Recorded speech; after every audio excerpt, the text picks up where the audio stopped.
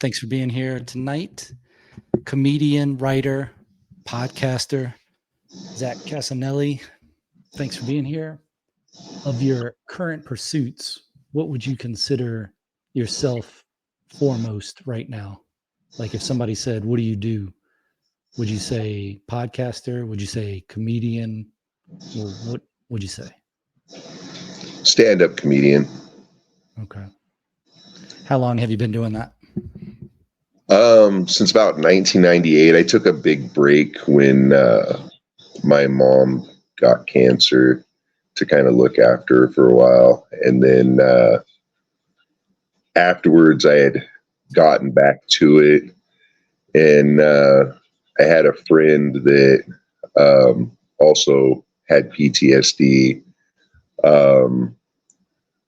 who oddly asked me, how can you do it? Like, how do you get up there? And I explained to him that for me, it was really therapeutic to get up there and do stand up. And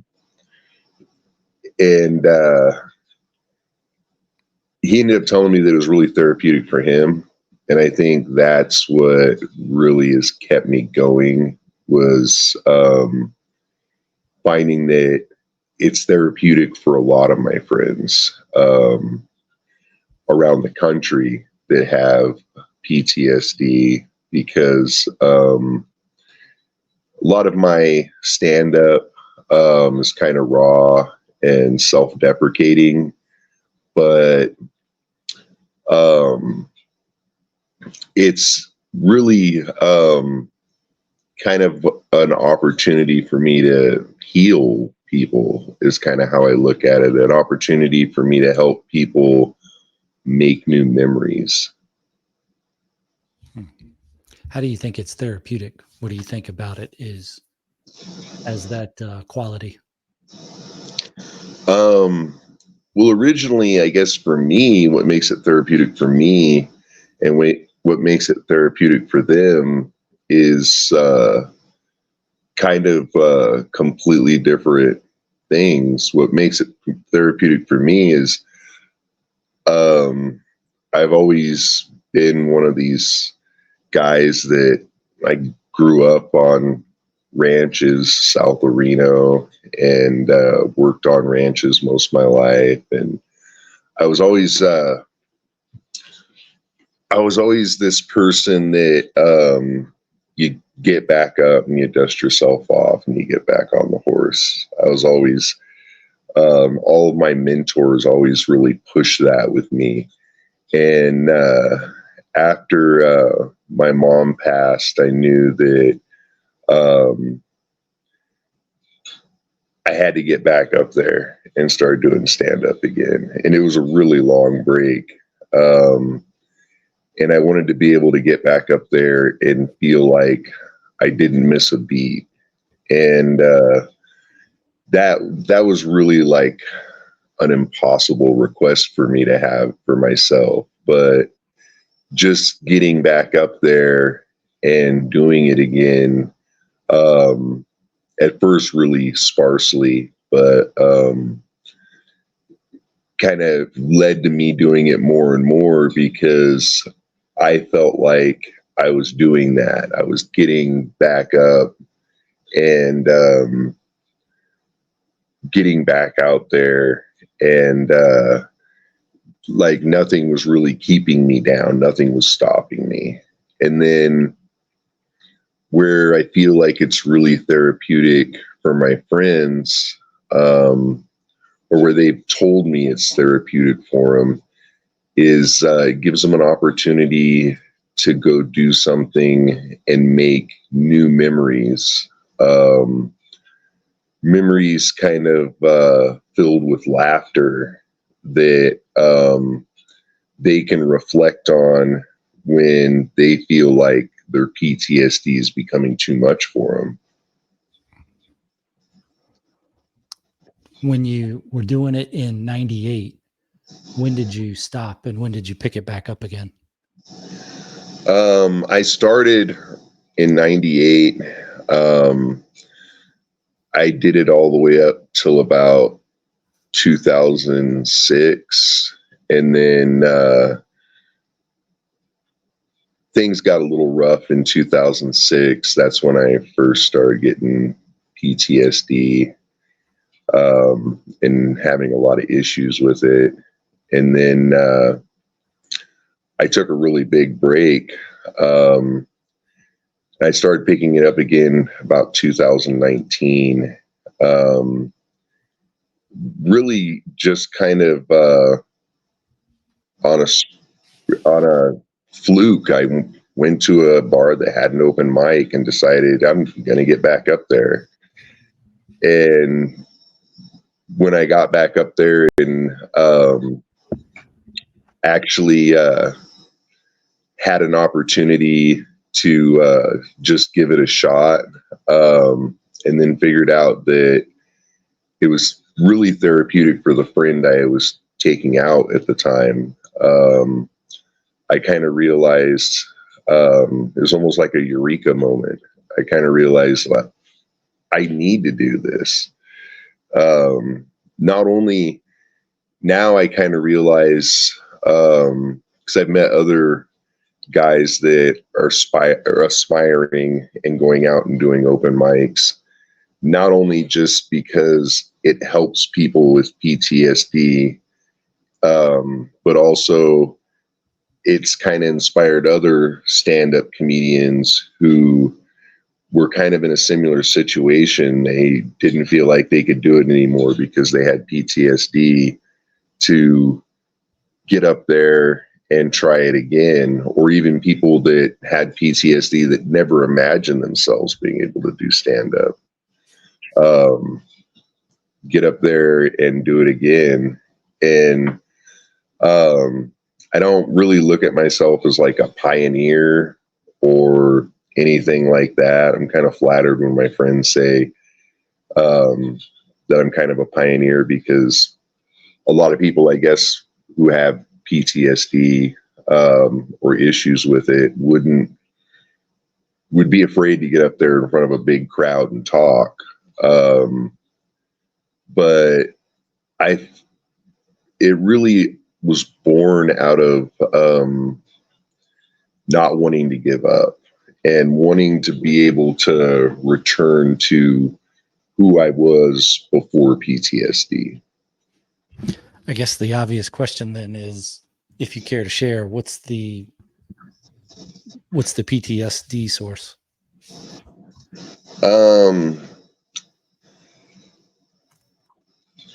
Both of my parents died pretty tragically.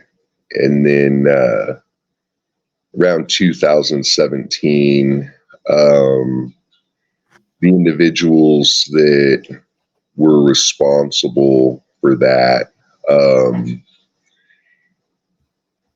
had kind of set their focus on me. And I was in coma and on life support for about 6 months of 2017.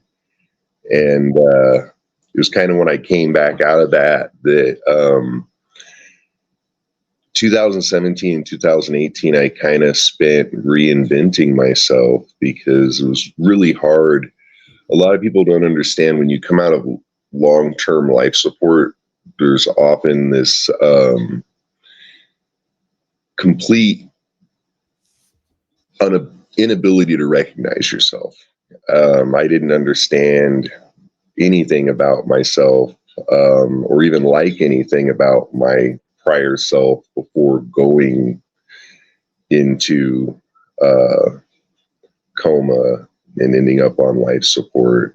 When I got off of life support, and there was also a really big rehabilitation time that I needed. I had to relearn a lot of things that a lot of people find commonplace and probably kind of take for granted. But I'm thankful for all of that, because I think in the end, that's kind of shaped who I am now. And who I am now kind of looks at life completely differently. Prior to being on life support, I was kind of very ego driven. And now,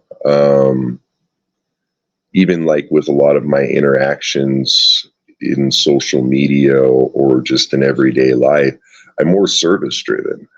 I want to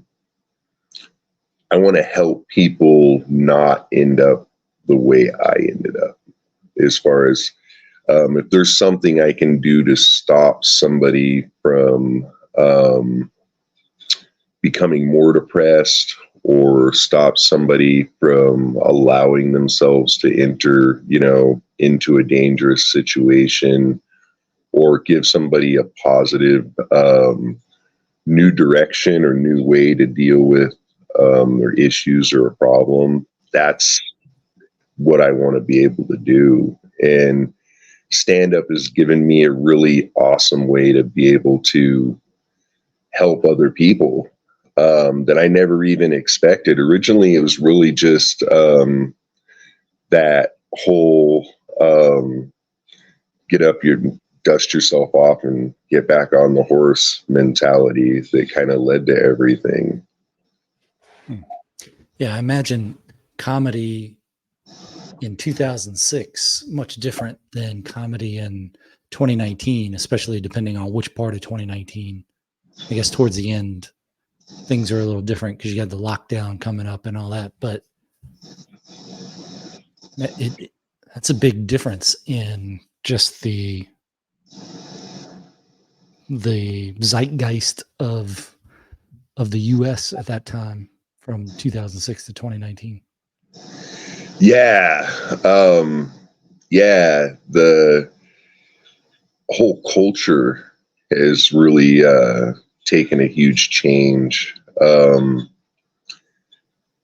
And that's kind of something that I've kind of highlighted a lot, that in my work, as far as with my stand-up, is that everyone should have a way of seeing their reality through their own eyes.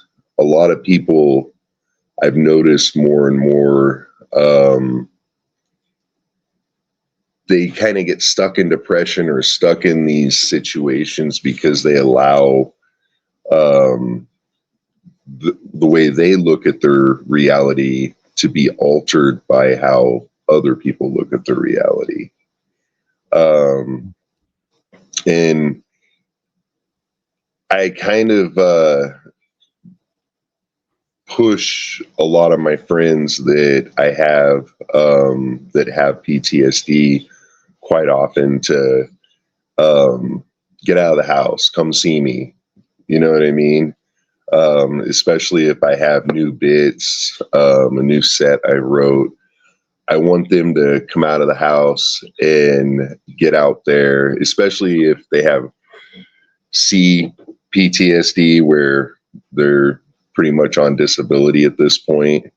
I want them to see themselves rehabilitating. And since I've started kind of realizing that a lot of people who watched me back in 2006 kind of see me now and feel like, man, your comedy's made leaps and bounds, when I really don't feel like it has at all. To have them say, hey, I want to come see you again. And now these are individuals that I went to high school with, and high school friends, kind of lifelong friends. To have them kind of look at me as somebody that is kind of inspirational to them is kind of what made me realize maybe I can tool this and hone it to be able to help people not have as hard of a time with PTSD as I did. My PTSD got really bad to the point where I'd get stuck in flashbacks for 6-7 hours. I wouldn't eat. I wouldn't drink. I'd lose a lot of weight. So having the ability to use my comedy as a way to kind of save people from what I went through isn't something that I feel like I could even turn away from at this point now. How do you prepare for, or how do you write new bits? What's your process for that? I usually often take situations that I end up in throughout my week. And oftentimes if they involve my friends or something like that, I'll tell them, hey, I'm going to be writing a bit about this but it's going to stray quite a bit from what the reality of what happened. And of course, I'm not going to bring up your name or anything like that, but I feel like I could turn this into a really, from the hilarious situation it is, I could make it even more hilarious. And at the same time, have some point or moral of the story at the end of it that would help somebody. And oftentimes, I'll always put myself in the more humiliating position of the story. I try to do that a lot. I try to make, and sometimes there's stories that I wasn't even really a part of, just that my friends kind of called me up and told me, oh, you need to make a bit about this. But I try to construct a lot of my bits to kind of circle back on themselves. So at first, people think I'm going one direction with it. But then as I near the punchline and the tag, it kind of circles back around to going a completely different direction. And the part I think has really been the hardest for me is timing.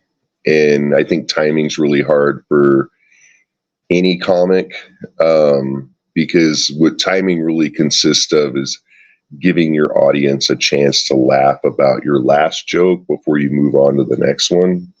Yeah, got to give it room. Yeah, and not hustling through your whole set. And that's really hard for open mic comics because a lot of these open mics venues, they only allow you maybe 5 minutes to 15 minutes of time to get up there and run through a chain of bits. And if your bits all segue into each other, you're not really prepared to conclude until you get to that very end bit. So if you go to an open mic and you're expecting 10 minutes or 15 minutes and they only have 5 minutes, you have to be able to really quickly re-edit your bits in order to not, and every comic getting out there cutting his teeth is going to bomb. You're going to bomb at 1 or 2 shows, but and you're going to bomb a lot at open mic because open mic is really just a constructive comedic workshop for you to work on your bits. But being able to have a really good 5 minutes or even a really good 10 minutes is really great for me, for my own therapy, but I never really thought that even those little small shows would be as beneficial as they have been for my friends who have PTSD. Yeah, it's when you got a tight 5 minutes and then people are laughing. It's one of those good problems, but that's pushing you over your time. Maybe that's a thing to add in there as kind of the hey, please hold your laughter till the end. Yeah. Well, I think a lot of it is I just kind of I've kind of learned now to let the laughter trail out before I start back up again. Let them process the bit that I just did and then begin my segue into the next bit. Some comedians don't do that. Some comedians just kind of trail through a lot of one-liners and then conclude their set. Everyone really has their own style, and that's one of the awesome things about stand-up. And it's really a strange time, even now, to be doing stand-up because there's so many cultural variables between different generations right now. I see that every day when I go out to do open mics, practicing. I'm actually going to start hosting an open mic here pretty soon. It's more of like a comedic workshop where the comedians work together a little bit more. Even just the differences between the scene down in Vegas and the scene up here in Reno, they're almost complete opposites of each other. Huh. What's the Reno brand of comedy then? Well, Reno's pretty young. They really, like when I first started doing it, I just started doing it really as like I was kind of always that class clown. I was always that guy who was getting sent to the principal's office and oftentimes making things that other people couldn't find funny, and oftentimes inappropriate. And I kind of timing. Yeah, I kind of carried that with me, of course, into my 20s, even onto like my various occupations before I really got into stand-up. And I ended up having a friend that she managed bands, and it kind of started out with me basically hosting events where I would come on stage and kind of tell a few one-liners, and then introduce the next band to come out. And then she started seeing the possibility of getting me into local venues just as a stand-up comic on my own. And it was almost like a situation with Warrant and Warrant's manager at the time. I don't know if you know the whole story about Warrant, the rock band, and their manager. She was making a lot more money than me, but I was happy with what I was making. There was never really a set contract. And I was at that point, it was really ego-driven thing for me, because I never really, there was no open mic scene. I kind of went from hosting rock and roll shows to right out on stage doing stand-up comedy. And I never really I never really had an issue back then writing jokes because the culture was a lot different. From 98 into 2006, you had Howard Stern's Private Parts and a lot of things that were really pushing the envelope. So I could hang just below that and still do rather well. Now, you go out to a lot of the stand-up venues here in Reno. Culturally, just among the comedians, it's different because with the open mics here in Reno, you have a lot of comedians that don't have a lot of solidarity.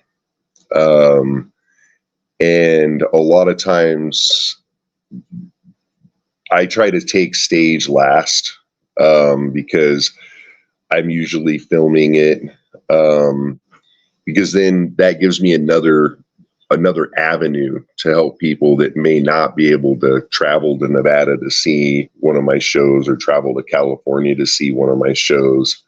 When I'm opening for someone and doing a 45-minute set, or even if I was going to actually do a 1-hour show, for me, it's invaluable to be able to record my bits.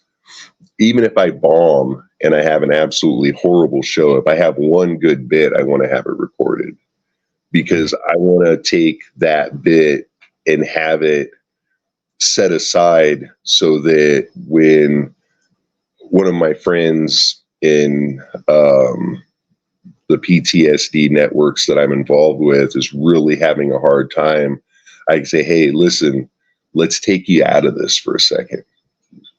And I have a really excellent way of doing that. You can laugh at me completely making an idiot of myself.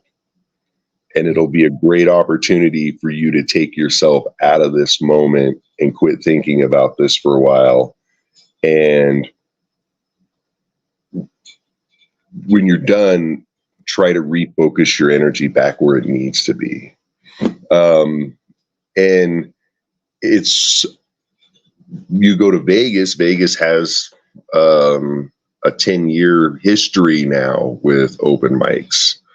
So their open mics are much more organized than Reno open mics. It's actually, a lot of them are ran almost like a rodeo because you have one guy, and they always call it various different things, but you basically have one guy in an area who's like in the green room practicing his bits, one guy who's in the chute getting ready to hit stage, and one guy that's on stage. And they circulate them through like that. And down there's a lot of really hard camaraderie amongst the stand-up comedians. It's almost like there's an unwritten code where you don't use another comedian as the brunt of your humor,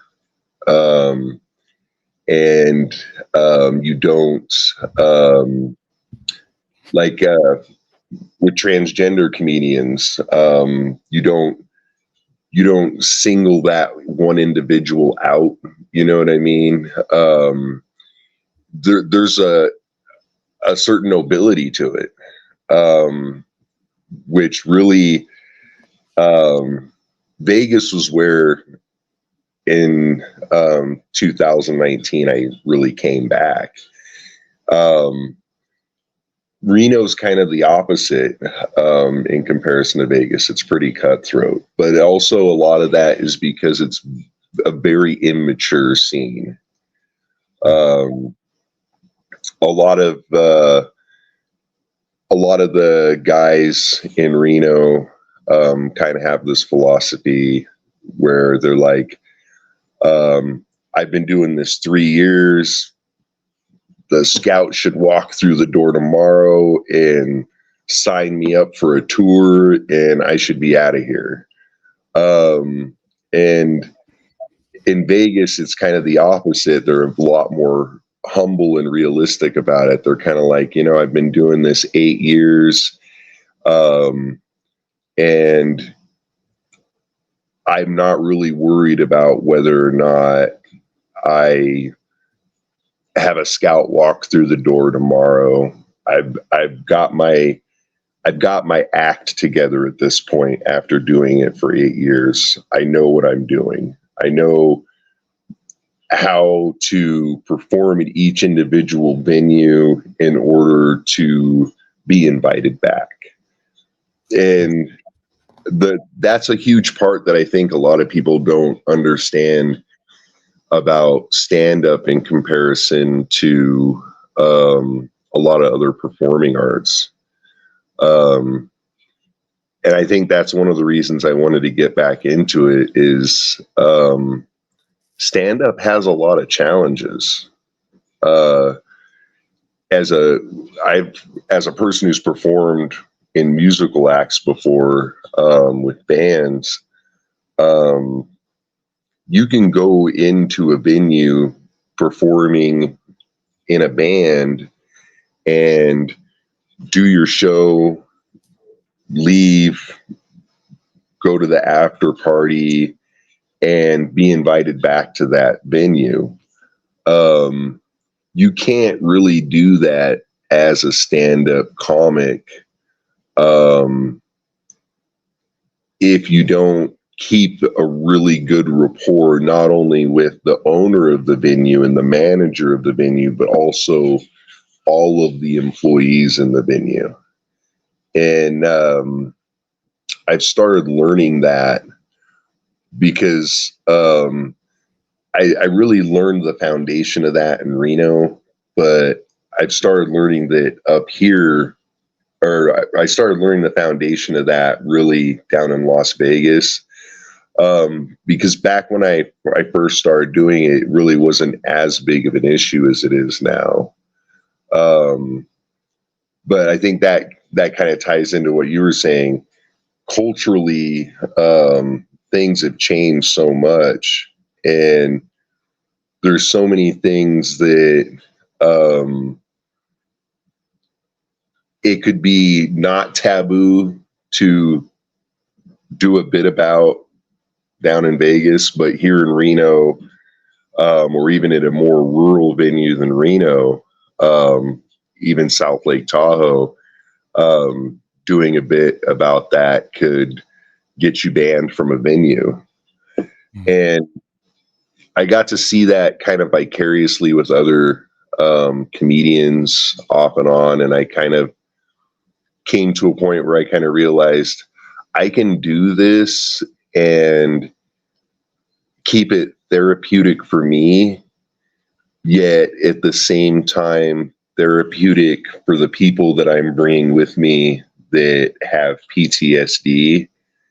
And I'm kind of approaching this a lot like the Grateful Dead. I don't, which for some reason is kind of the weirdest thing for me. I was not a Grateful Dead fan before I woke up. After I woke up, I was actually a really huge hip hop fan before I went into coma and ended up on life support. After I got off life support, I kind of discovered the Grateful Dead. I'd heard songs by them before, but I'd never really paid any attention to the intricacies of even just their lyrics. I started doing the deep dive after that, and it makes it really awesome for me, because I've kind of realized if for some reason I'm starting to feel like the venues in Reno are a little too cutthroat, I can go back to Vegas, and a friend of mine, TC Morgan, hosts a lot of venues down there, and it's almost like a union down there. It's everybody's like brothers and sisters. It's completely different than it is in Reno. It's amazing.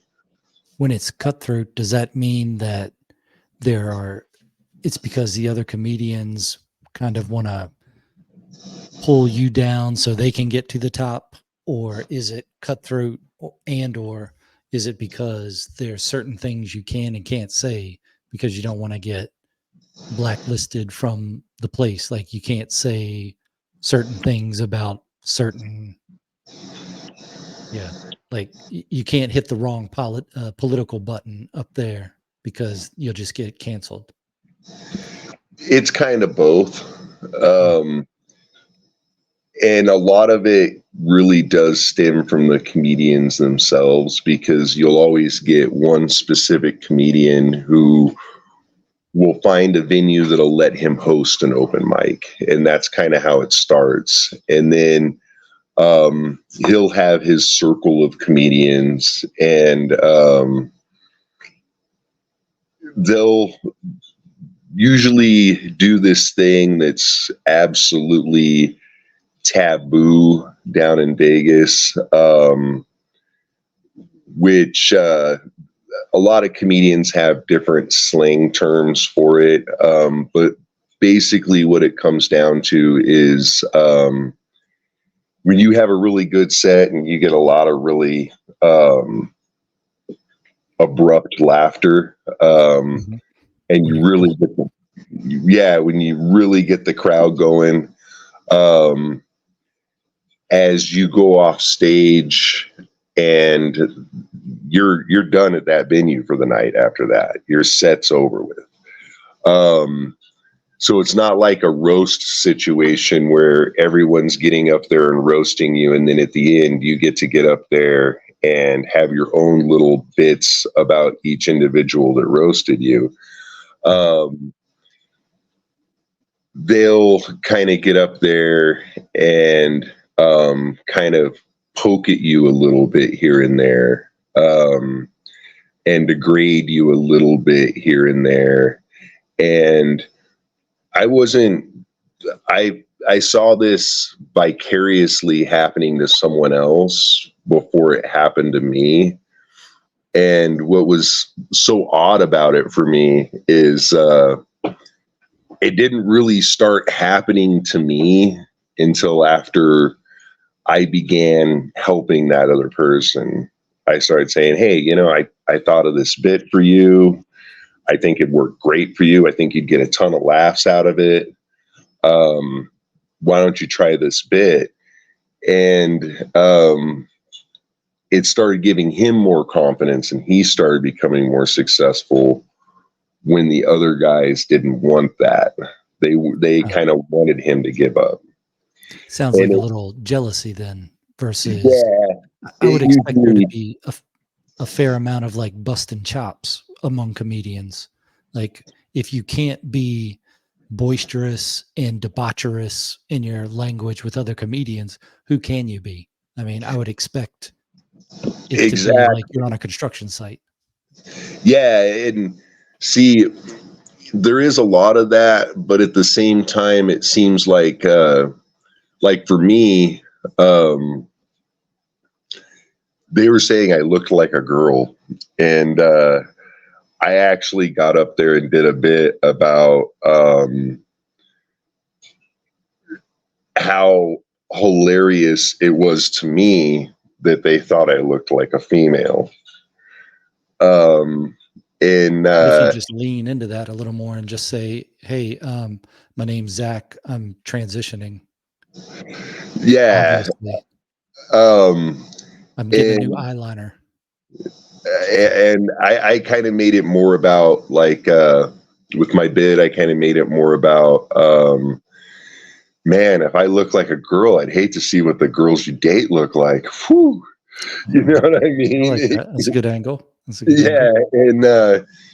And if I look like a girl, you really need to start maybe go and see your optometrist, get some different glasses.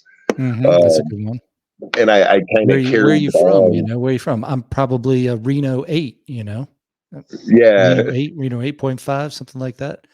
Yeah. And I kind of carried it on quite a ways like that. And afterwards, because there's different work ethic among comedians, I've kind of noticed. And I got to really hand it to Hispanic comedians in any area I've ever went to.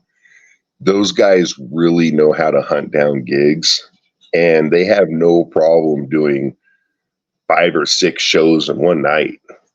Wow.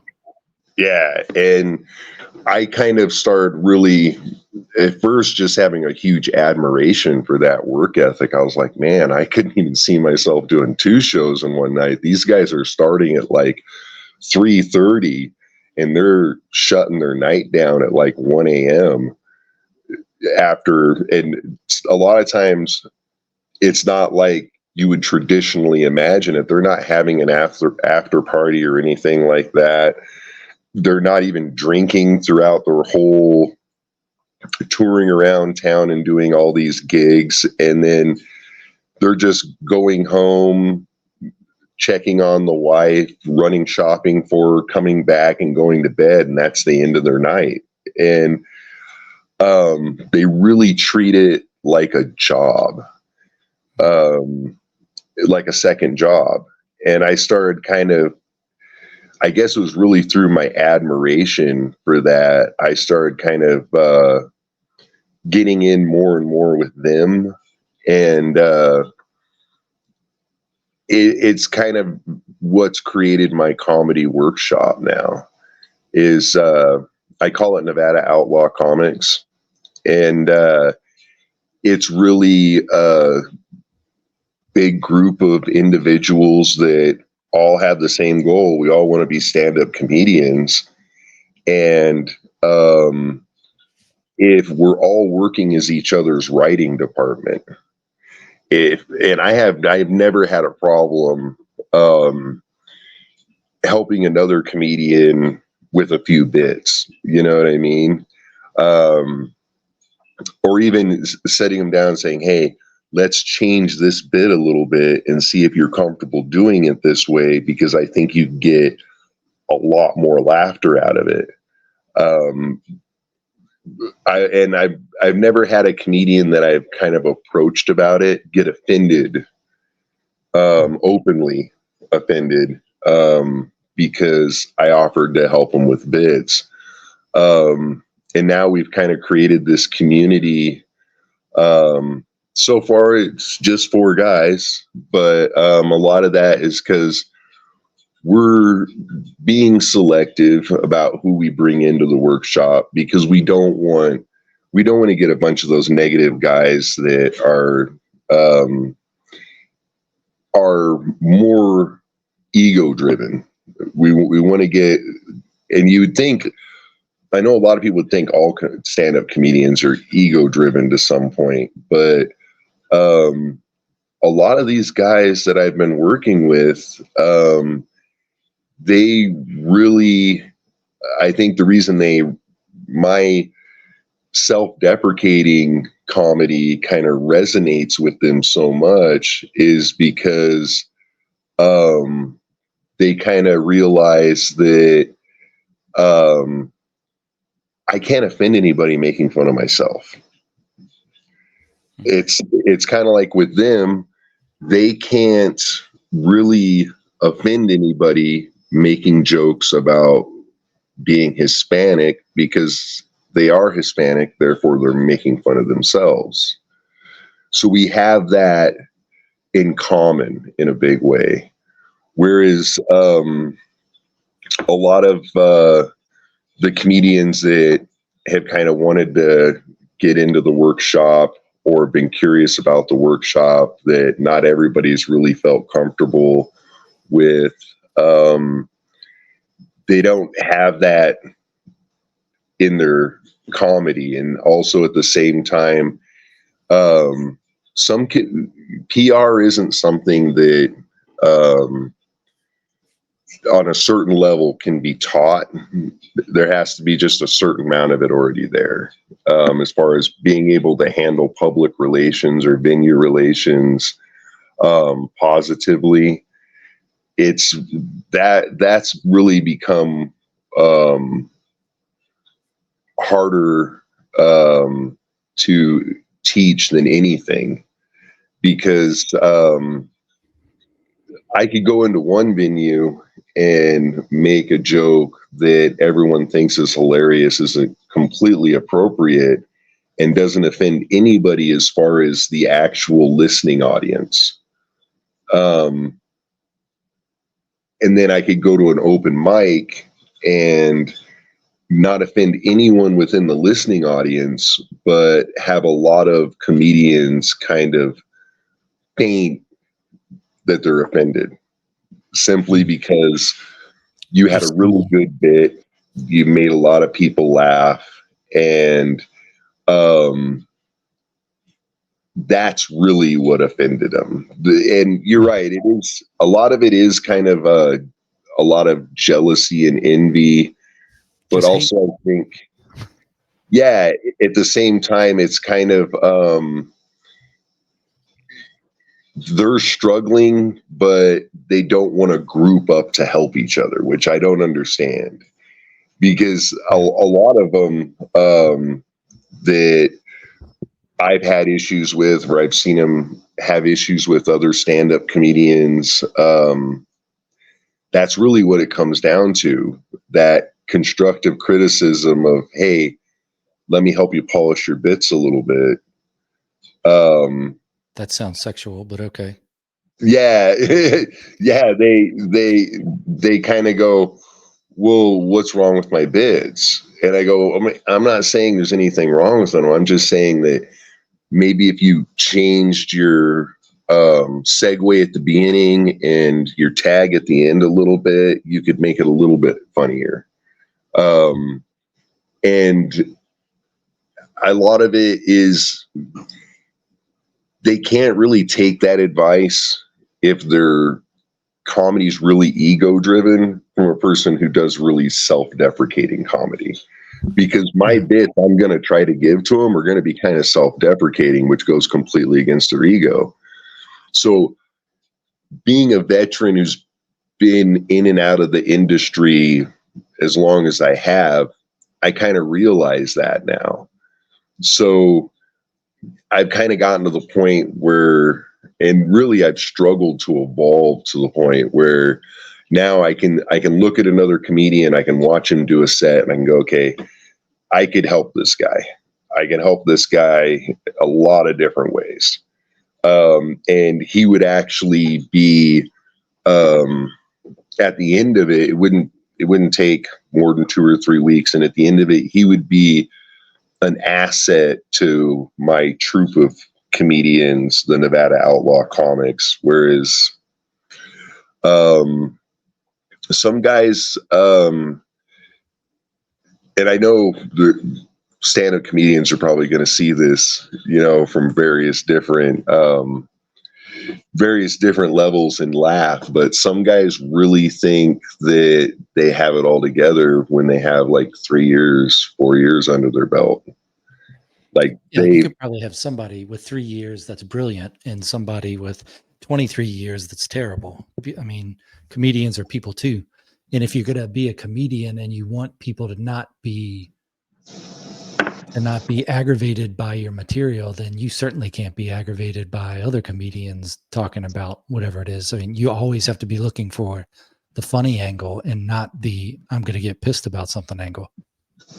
Yeah, and it carries on from there here in Reno quite a bit. Like, you'll get guys that, I didn't offend him by making little pokes and gaffes at him after he's already off stage. And a lot of people will call it that. They'll call, he's gaffing you when you're already off stage and you don't really or roasting you when you're really already off stage. You don't really have a chance to rebuttal. And in other in other areas like Sacramento, Las Vegas, you'd kind of get shunned by a lot of other members of the community for doing that. I kind of look at it as you were so good that you're now contributing to their act because they can just talk about you and that's their act. So that's good. you're helping them Yeah, out. and I've gotten a lot of that from them. I've had a lot of. I've never gotten it in Vegas. I've always had people be like, "Wow, this guy's really his own thing." Is kind of the response I get from Vegas, but in Sacramento, up here, I've had some guys kind of borderline plagiarism with some of my bits. Like they don't do it the same night, which I'm thankful for. But I'll come back another night, and it's one of the reasons I always set myself at the end. Is because usually when I show up, I'm showing up in a suit, dressed really nice, really professional. And a lot of the other comedians will be up there, of course, before me because I try to put myself at the very back of the list. And I'll hear their bits that they've created from my bits. And I'll be like, wow, like, and it'll make me laugh, but at the same time, and because to me, that's like the ultimate form of compliment. But at the same time, for a while there, it was kind of like, that was the guy last week that was making, little gaffes about me looking like a girl. And now all of a sudden, he's using my bits. And it was kind of offensive because when he got off stage, he wouldn't look me in the eye as he walked past me. He was just kind of like, yeah, I did that, and just walked off. And I could see as he got past me and I kind of looked up at him, and it registered with him that I was looking at him, kind of the stress in his eyes. Like he didn't really actually think I was going to be there when he was kind of plagiarizing my bits.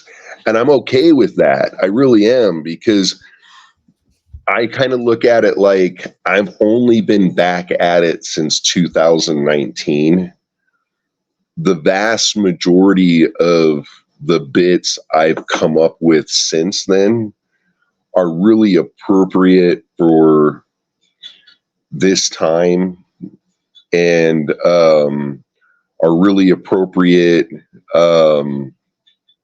say, for Vegas and Reno, but some of them sometimes aren't as accepted, like I said, in more rural communities. And I'm really good at gauging that.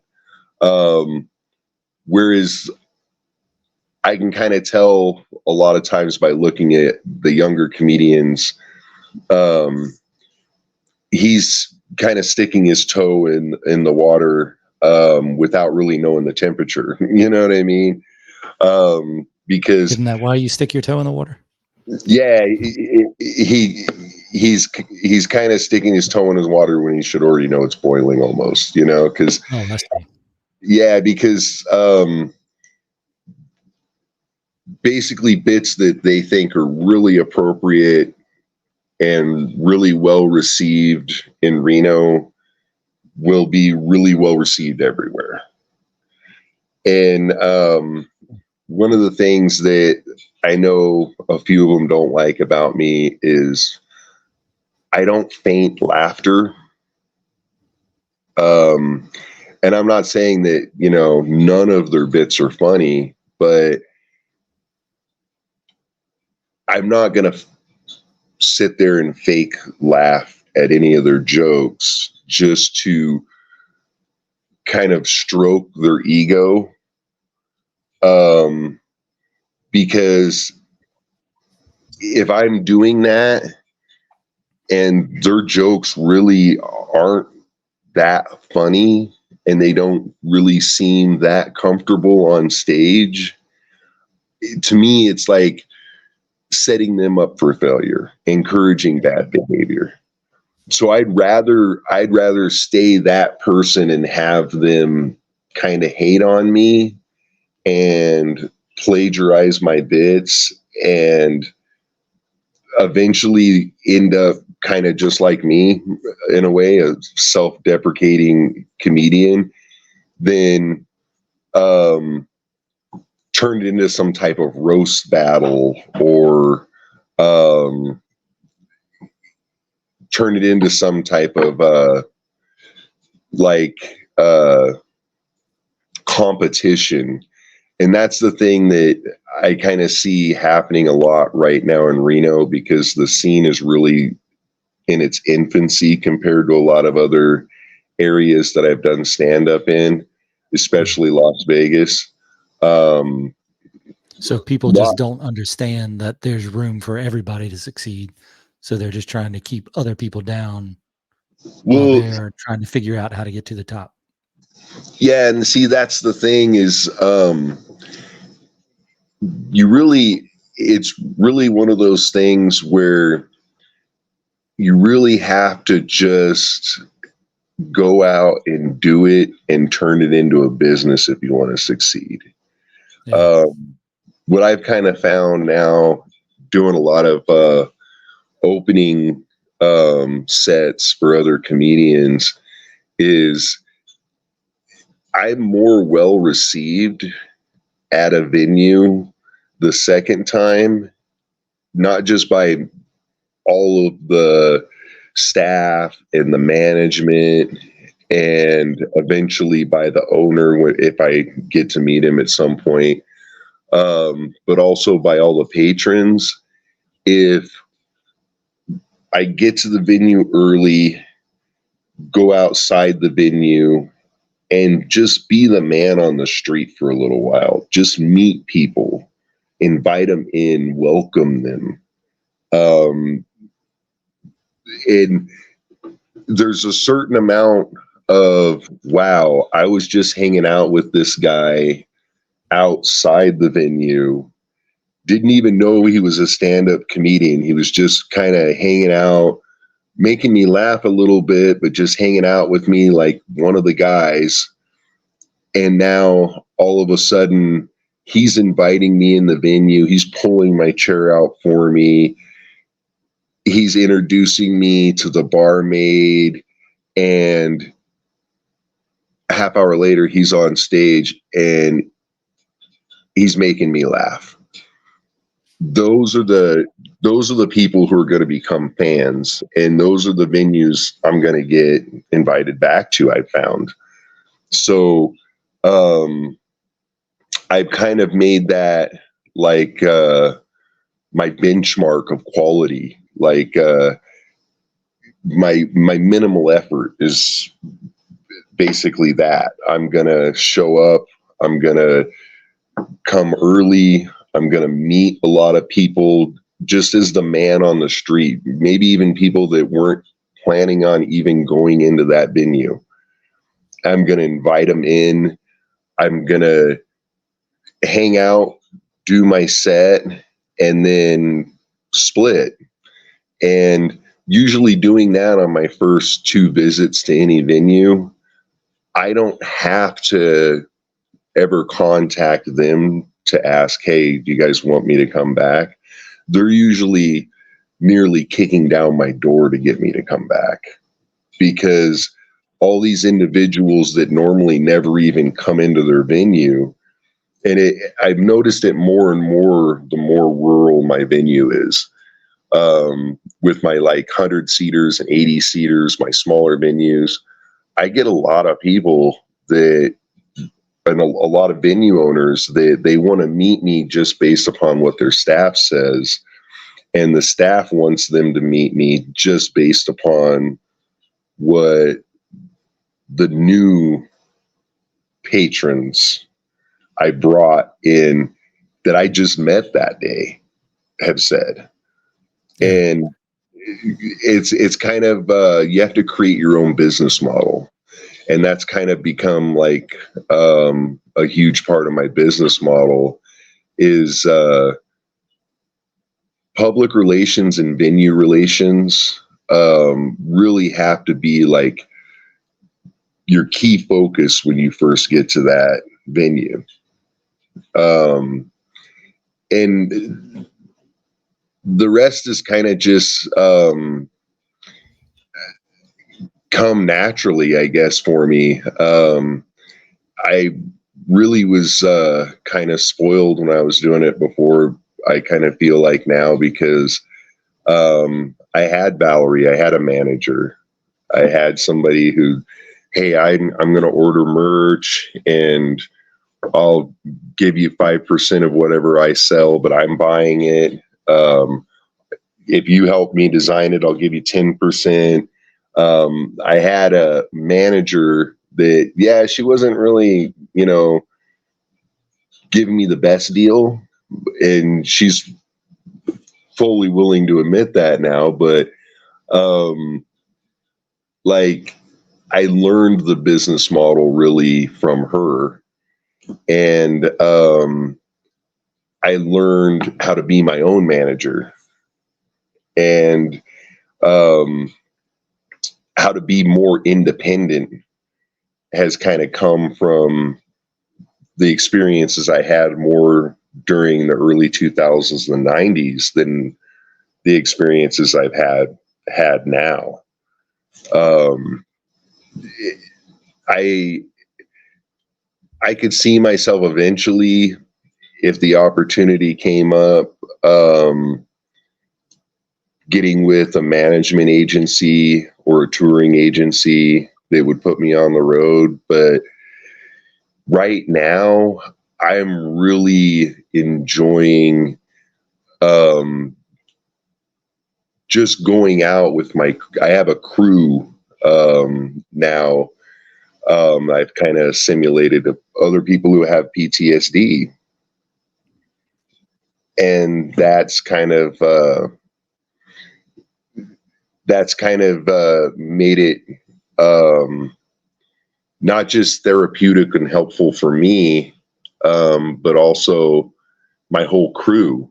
So I like almost running the business myself and not having things handled for me, being able to deal with the venues on my own, set up my own shows.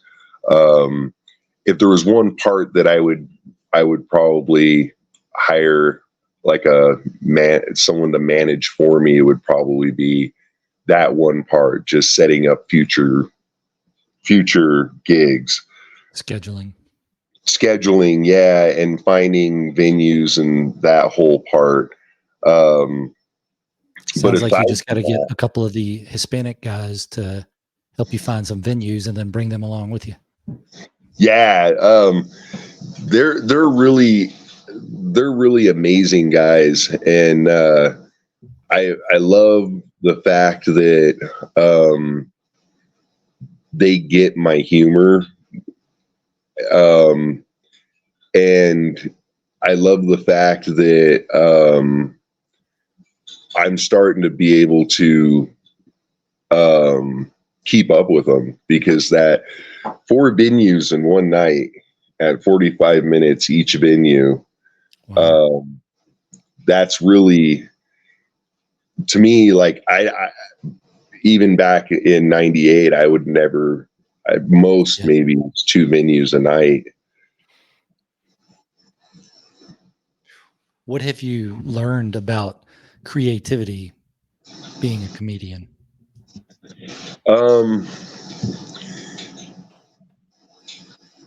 I have always had certain comedians that I look up to.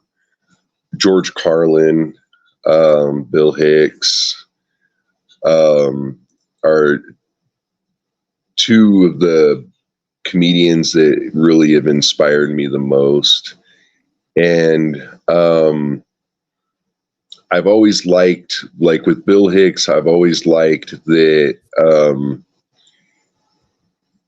he cuts through the nonsense of everyday life in a big way, but he does it from the perspective of like an outside observer.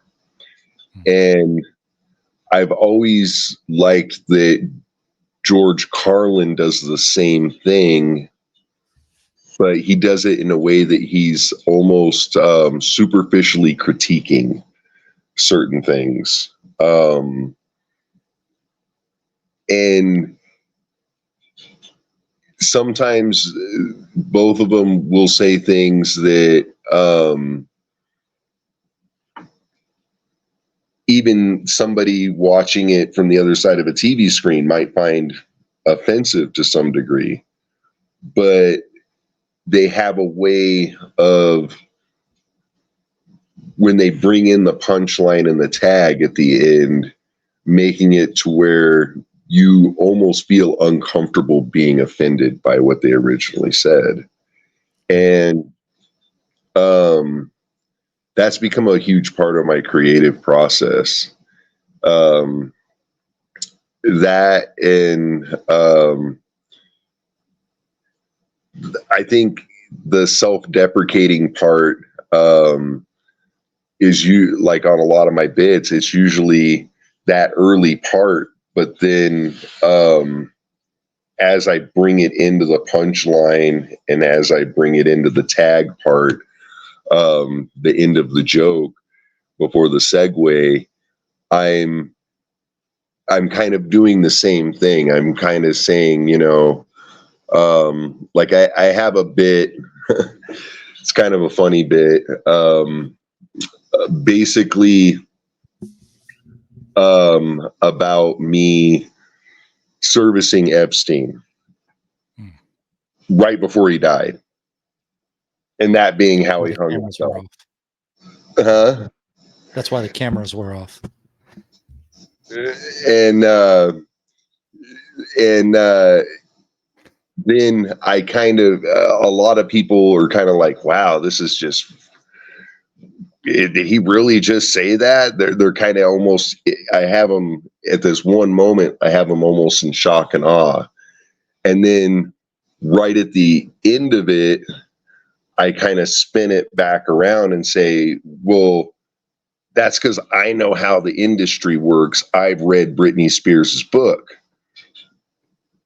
And then all of a sudden they're kind of like laughing about the fact that, yeah, originally it was very self-deprecating and kind of, raw and raunchy. But then at the end of it, I'm kind of saying, I've read, and a lot of what you read and see in the news kind of says that is what the industry is about. You know what I mean? You do kind of have to take one for the team every so often to be successful in the entertainment industry. And I kind of like Did to you say do take that one for the team? Well, you know what I mean? You do kind of, there's a lot of illicit sex, casting couch stuff that goes on in the industry. And I was kind of illustrating that without putting like any one individual out on Front Street where I'm making fun of another individual. You know what I mean? I'm more or less making fun of myself, but then at the end of it saying, and it almost comes off a lot of times to a lot of the other comics like I'm saying, hey, you guys should be ready to do this because if you want to be able to get a touring gig with 4-star accommodations, you're going to have to strap on the lobster bib.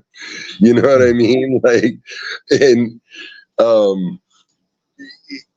it becomes entertaining at that point for me because I get a few of those, really wet behind the ears new stand-up comics in the audience going, no, that's not how it's going to happen. A scout's just going to walk through that door next week and he's just going to put me on tour. And I let him maintain that, delusion because it never really happens that way. If you look at, Sam Kinison, Richard Pryor, George Carlin, all the way out to let's pick newer people, Larry the Cable Guy. They all had their own thing established where they could show an agency they were making profit, before they were ever taken on by an agency. Mm-hmm. And it gives me a way to kind of like keep my humor the way I like it. And I really do like doing the self-deprecating humor because I can get away with more. Yeah. Than all the other comedians. Like, I can crack a lot of jokes that, like, if I have a lot of times I do too. If I have a lot of young millennials and Generation Z people in the house, and a lot of the other comedians are going, "Hey, don't go up there and make any LGBTQ jokes, any abortion jokes." They're all like on guard when they get on stage. I can go up there and go, "No, I can do all of that because I'm going to do it in a self-deprecating way, making fun of myself." So It's strange because usually that group historically, in my experience, are the ones that are the most debaucherous in their conversation and oftentimes quite funny. So it's odd that you can't make those jokes these days, or that you run a risk when you make those jokes. they're really, what I found, more up here than down in Vegas or in Sacramento. A little bit in Sacramento. A lot of times they're the ones that are kind of going out to gigs looking for To get something offended. Yeah. to grab on to get offended. And there's some people that they do that almost culturally as part of like nearly like a family tradition. I've told jokes before that the mom found something offensive about it, and then the daughter found something offensive about it, and then both of them wanted to like walk out and leave the venue, and nobody else in the whole venue found anything offensive about it. That's just their form of entertainment, is finding things offensive to complain about and throw a fit about. There are those people who exist. That sounds Unfortunately. like a bit. It's a bit waiting to go. Like, this is the part of the show where if you came to be offended, stand by. Here we go. Everybody else, this is going to sound racist and sexist and homophobic. None of it is. And then you just launch right into it, and it's the worst stuff you've ever heard. And of course, it's offensive, but that's why it's funny. It's funny because it's true. It's funny because of the generalizations, and then I think once you start apologizing for it is probably when you start to run into problems, when people are like, well, there's definitely lines you can cross, but it sounds like if you're there to have a good time, be there to have a good time. If you're there to get offended, here's your part where you can get offended. The exit's over there. You're going to miss out on this other guy, this millennial that has some good safe jokes about library cards. What is a Yeah, library card? Yeah. and it's hilarious to me because what they actually got offended about is I made a joke about myself being, because I'm half Native American and half Italian. I made a joke about myself. I cook really good spaghetti, but I always put pine nuts in my meatballs. And a lot of and I made that joke because I had a huge group of Italian people there that I had already conversated with. I actually invited a lot of them into the bar to come watch my set. And then I said, but don't worry, I serve it on fry bread. And the girl's mom was Native American, and she got offended about that. And everybody else was kind of looking at her like going, why are you offended? Like, what did he say that was offensive? Shout offended. out to the fry bread. Yeah, and they were kind of they were kind of saying it was cultural misappropriation. And how's it cultural misappropriation? I'm literally a member of both cultures, so I'm kind of just blowing it off at that point. And then after that, as the mom was kind of throwing a fit and starting to walk out, I go, well, obviously you've never had spaghetti at the Wigwam, because we have a local restaurant called the Wigwam. And then the daughter, oh, that's just pushing it too far. And I'm like, you've never been to the restaurant downtown, and had their spaghetti? It's amazing. And I'm everybody outraged else, that the Wigwam serves spaghetti. yeah, everybody else there was kind of like, this is ridiculous. Like this whole cultural misappropriation rant that she went on, it was ridiculous. But there again, actually, yeah, with that situation, what I ended up finding out that her son was, a aspiring stand-up comedian who was going on after me, and he was inspiring them to be overly sensitive. And that's really, I've kind of come to the point where I kind of identify that as more than jealousy or envy or hate or anything like that. I've started identifying it as like a byproduct of insecurity. Yeah. Because I watch these guys, and when I watch them, I'm like a pit boss watching a dealer in a casino. Every drip of sweat that comes from their hairline, every twitch, every finger movement, everything they do, I'm calculating it in my head. And the reason that I do that is because I'm legitimately going, okay, he's too nervous. He needs to relax a little bit before he gets on stage. And now I'm trying to figure out ways I can help him, because usually when I get up there, I have my whole set already memorized. I have a mic in my house. So I'll invite my friends over every so often and set out chairs and just go through my whole set for that next week right there in my living room. That's a good idea.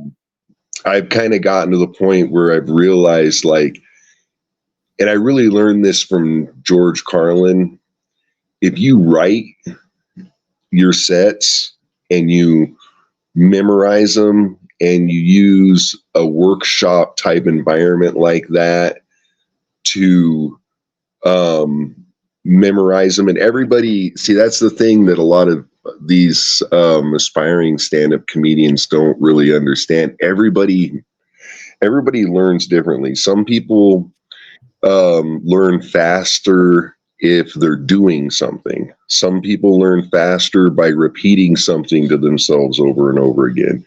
Some people learn faster by watching themselves do it on stage and hearing themselves do it.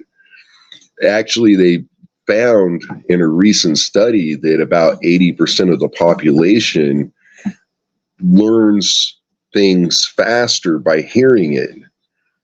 And I've tried to get a lot of these guys that they're still doing the same bit that they were doing 3 years ago. Now the bit hasn't really changed, or their set hasn't really changed. It's still the same chain of bits. Wow. To kind of realize the reason you have to keep coming in here and practicing is because you're not recording yourself with video or audio and then listening to yourself. You'd be able to get these bits down and your timing down better and everything a lot better.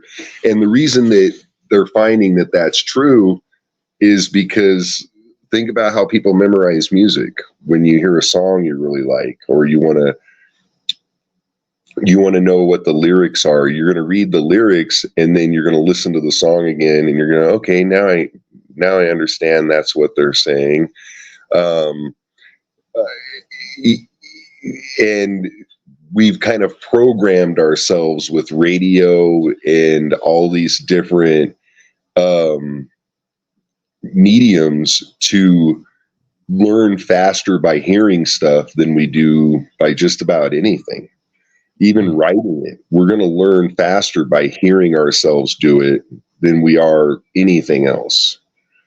And that's what I've been trying to get them to, like, I've even with my own guys, I've kind of told them, I go, treat every show like the Grateful Dead treated every show, record every show. And I was telling my buddy Tony Roses this, I go, and don't just do it because you're going to be able to listen to those later on and find little things, little tags you can add at the end or little ways you can change your segue. Do it because you will have this huge, vast library. And heaven forbid, if something happened to you 6 years down the road, 3 years down the road, like something happened to me, you'll have this library that your kids will still be able to go back later on when they're 17, 18 and listen to dad's bits and be like, my dad was a pretty cool guy, and be able to get to know you. Like, that's just one of the advantages, is being able to listen to your bits and critique yourself and learn to chain those bits into other bits with segues. The really big advantage is you're creating a library of your own work. And I get a lot of flack for that within the stand-up comedian community, because a lot of people are like, well, if you keep putting your bits up on YouTube, then people aren't really going to need to come see you because they've seen it all already on YouTube. That's why you do new stuff. Yeah, and that's kind of and not only that, put a new spin on an old bit. Like a lot of my bits that I currently have on YouTube right now, I don't send them out really to promote myself. I use them almost medicinally for people that have PTSD.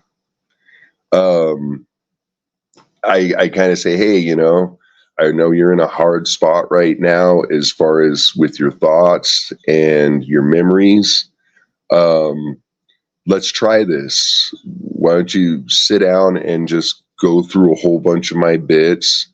And I picked the really good, like, bits where there's a lot of laughter in the background, a lot of really good, honest, hard laughter in the background. And bits that I know, of course, aren't going to offend that person. And I send them off to them and I say, hey, listen to these.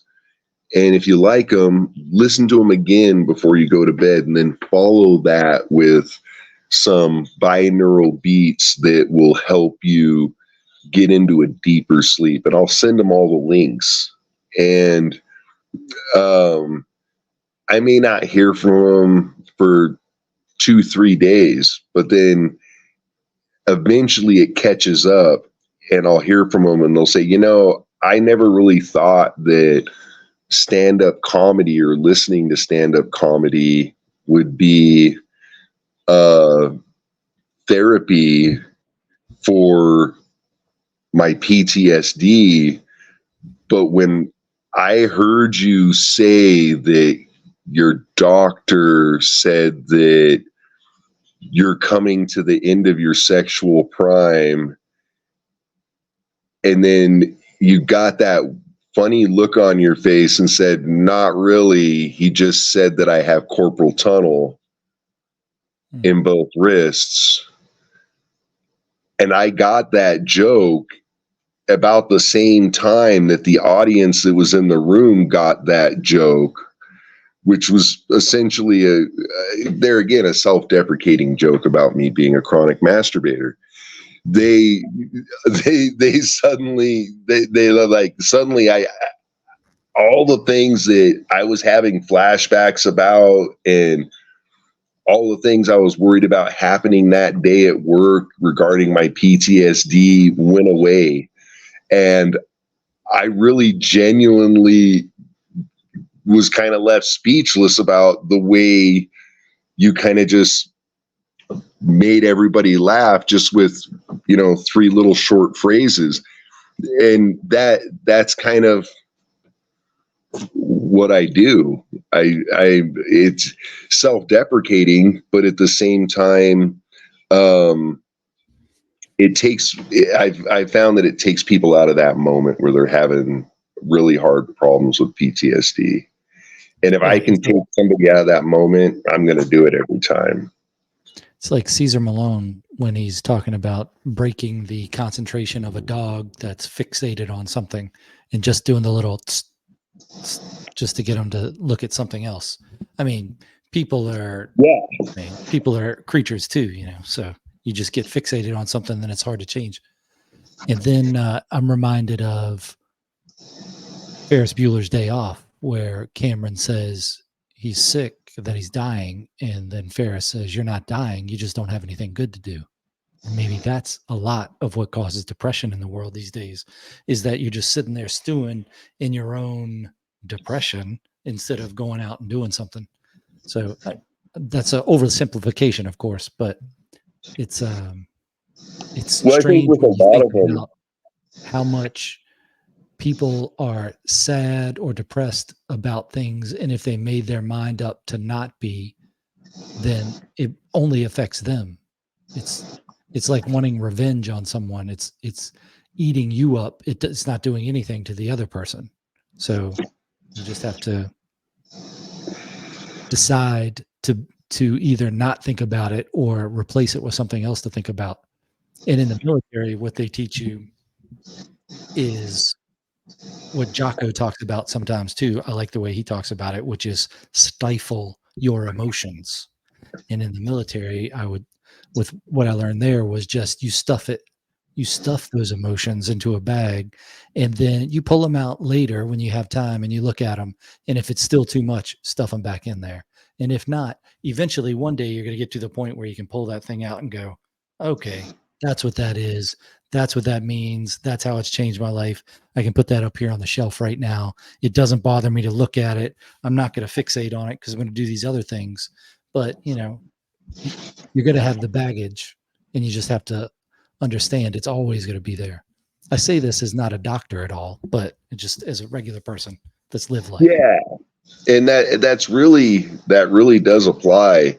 And a lot of the guys that I try to get out and coming to my shows are guys that are ex-military.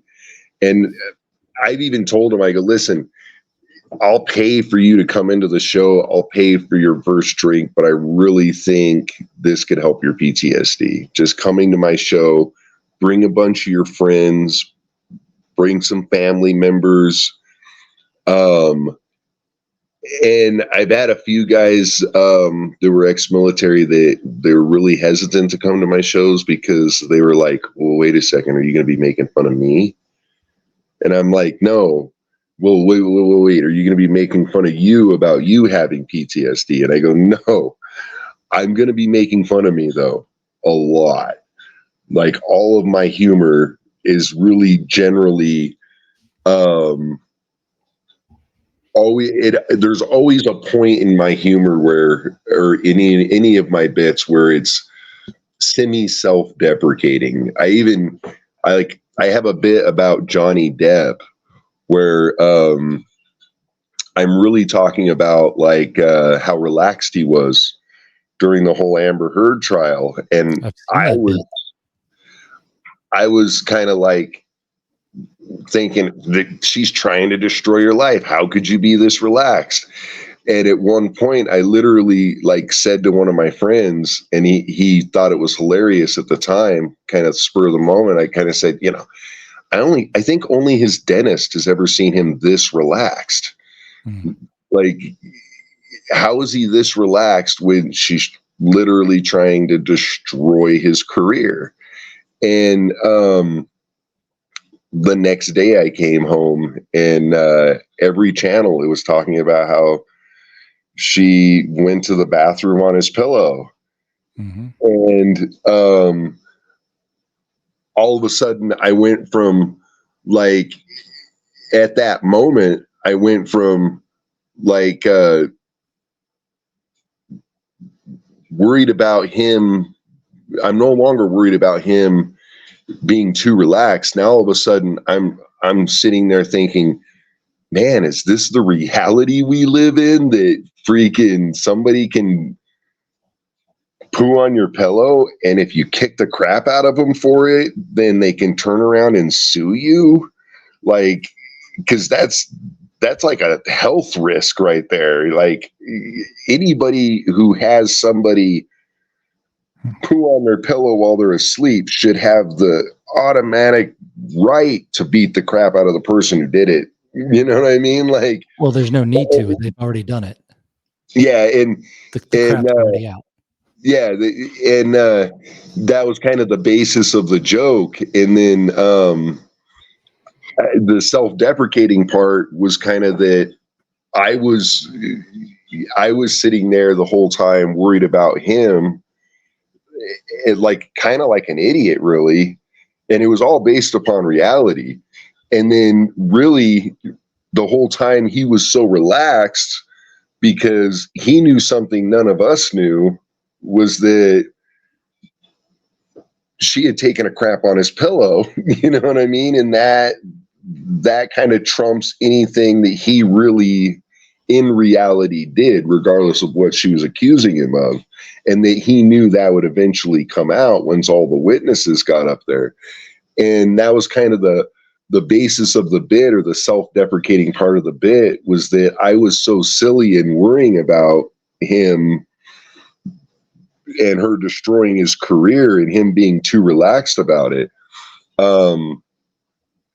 That whole bit, I've never really had anybody get offended about that bit, but I spin that whole bit around right at the end by saying, and then I look over and my daughter's right there. And of course I don't want my daughter getting the idea that it's okay to go to the restroom on someone's pillow.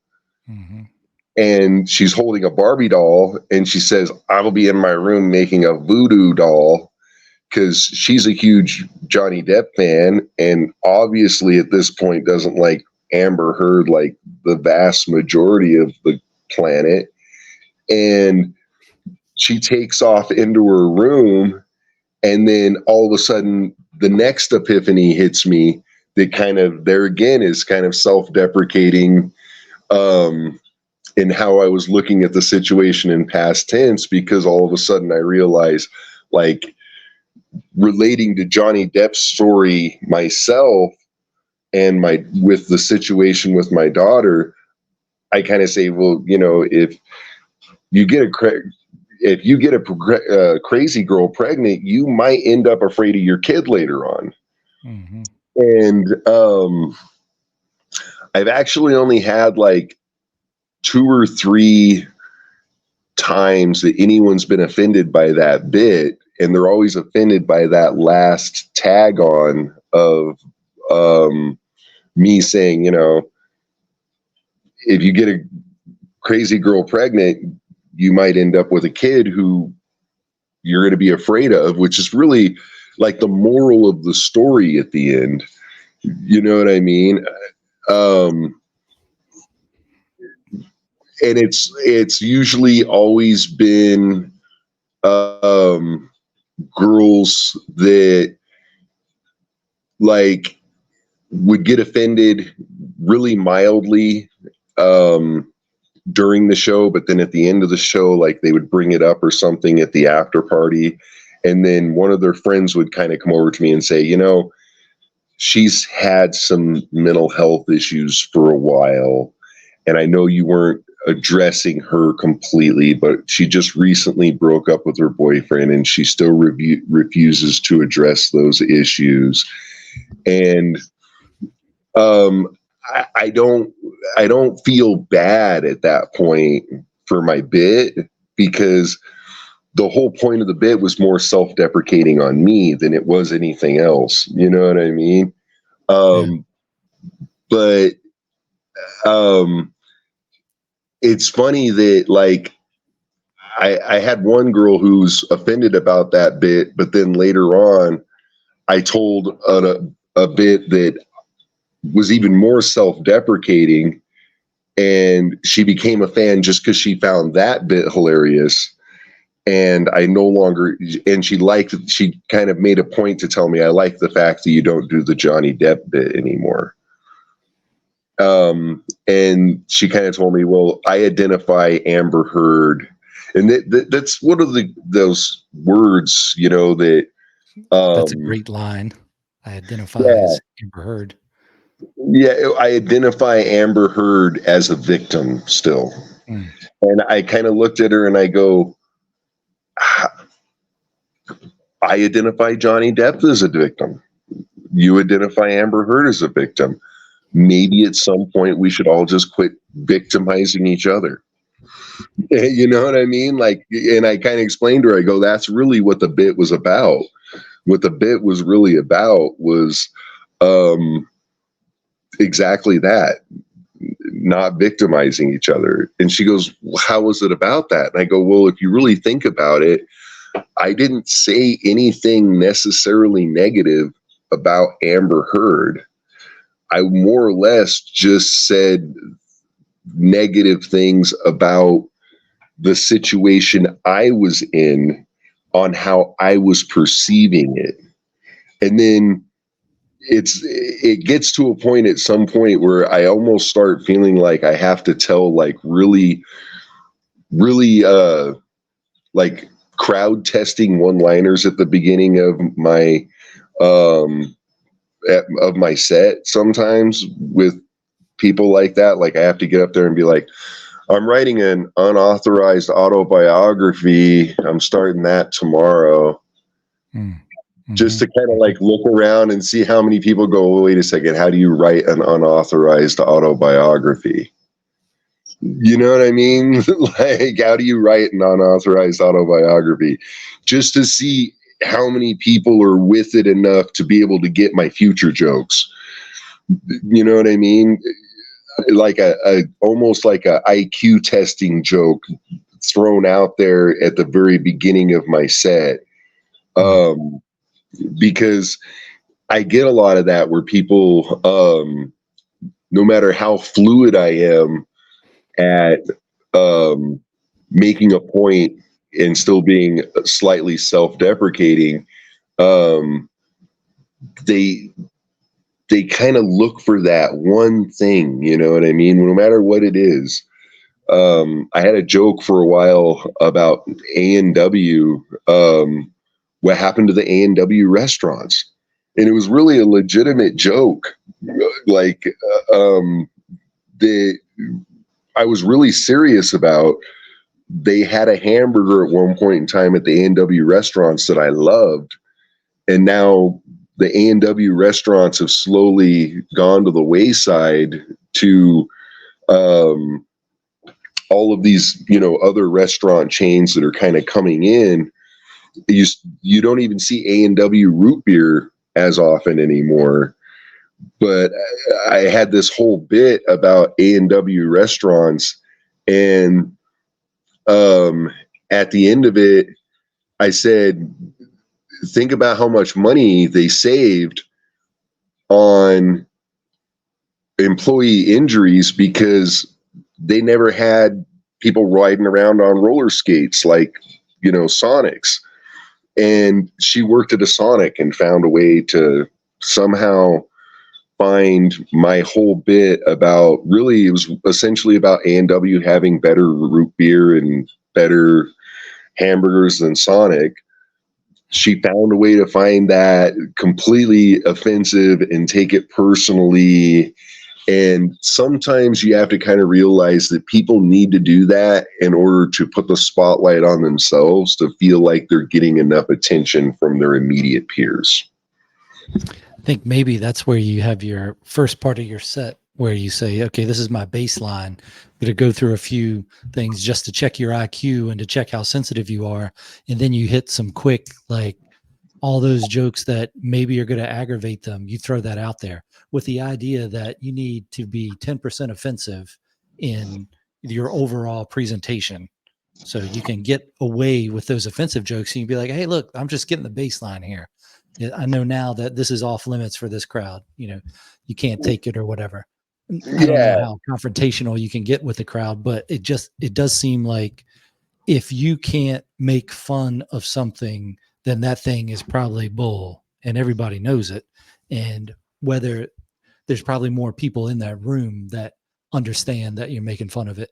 Like the Native American thing. I mean, basically, if you're born here, aren't you Native American? I mean, you've never lived anywhere else. So even if you're whatever color you are, or whatever culture you're from, you're born here, you're American, you're Native American. So, I mean, there you go. it could probably be twisted around into something with just a little logic, but then a little funny. It's So. I actually had one girl come back to me and she kind of explained it to me that she shouldn't have even been in a stand-up. She told me, she goes, I shouldn't have even been in a stand-up comedy show that night. My friends drugged me out to it. I wasn't in my right head or in my right mind. I really needed to just go off and cry. And I feel like I embarrassed myself and it's your fault. And I told her, I go, well, I didn't want to offend you. What I'm in the business of doing is making people laugh to forget about their problems. Yeah. Forget about that gun you got at home waiting to, put in your mouth. Yeah. So if you would have left your problems and your concerns at the door before you came in and came in there with the same mission that I came in there with, then I don't think you would have got offended. You would have realized that it was all lighthearted comedy and I wasn't saying anything to offend any one specific person really other than myself. And that's kind of what it takes sometimes. I mean, she's actually a pretty good fan now. I've actually had her try a few times. I've taken her to a couple open mics and told her, hey, if this has got you that upset and this frustrated, like dealing with your ex-boyfriend and his new girlfriend has you that upset, why don't you just take 15 minutes out of your day when you get off work to write about it, and then let me take you to an open mic and get up there and vent about it. Some of the best comedy comes from people venting about things that annoy them or frustrate them. Give it a shot. And she's actually using that as a format and a medium now to deal with her issues. And there's been a few times I've kind of really thought about going in there and sitting down and waiting for her to tell, because it's really, really man-hating humor that she does, of course. Okay. There's space for that. And I really thought a few times about going in there and just bringing an onion with me and breaking into tears and being like, I can't believe you said that about guys. Just kind of not to like ruin her set or make her not want to get up and do stand up anymore, but just to kind of be the class clown personality that I am, and at the same time, put her in the same situation with a touch of humor, and also kind of make light of people that do that at stand-up comedy shows, because there is a lot of that, unfortunately, where people will show up and pay the money, and they'll be fine for the first few comics that get up there, especially if those comics are very are really tiptoeing. They're not trying to offend anyone. Yeah. But then when someone gets up there who's a little bit more raw or a little bit more honest, real talk. a lot more real talk, they find a way to get offended. I think that's why you need to put your baseline at the front, and you throw those questions out there, and then you maybe survey the audience a little and say, is it man-hating humor that you like? Okay. And so the LGBT, that humor you don't like, you don't want any trans jokes, you don't want any of that. And then you throw out a couple of those just for fun. And then, I was just testing. That wasn't for you to laugh at, sir. You weren't supposed to laugh at that. This was, we're testing here at the front. This is baseline. Yeah. And a lot of times, it's a really hard thing to gauge. So I just kind of dive in with both feet, and I don't really worry about who I offend. Because I think since I started back up in 2019, it's probably only happened realistically.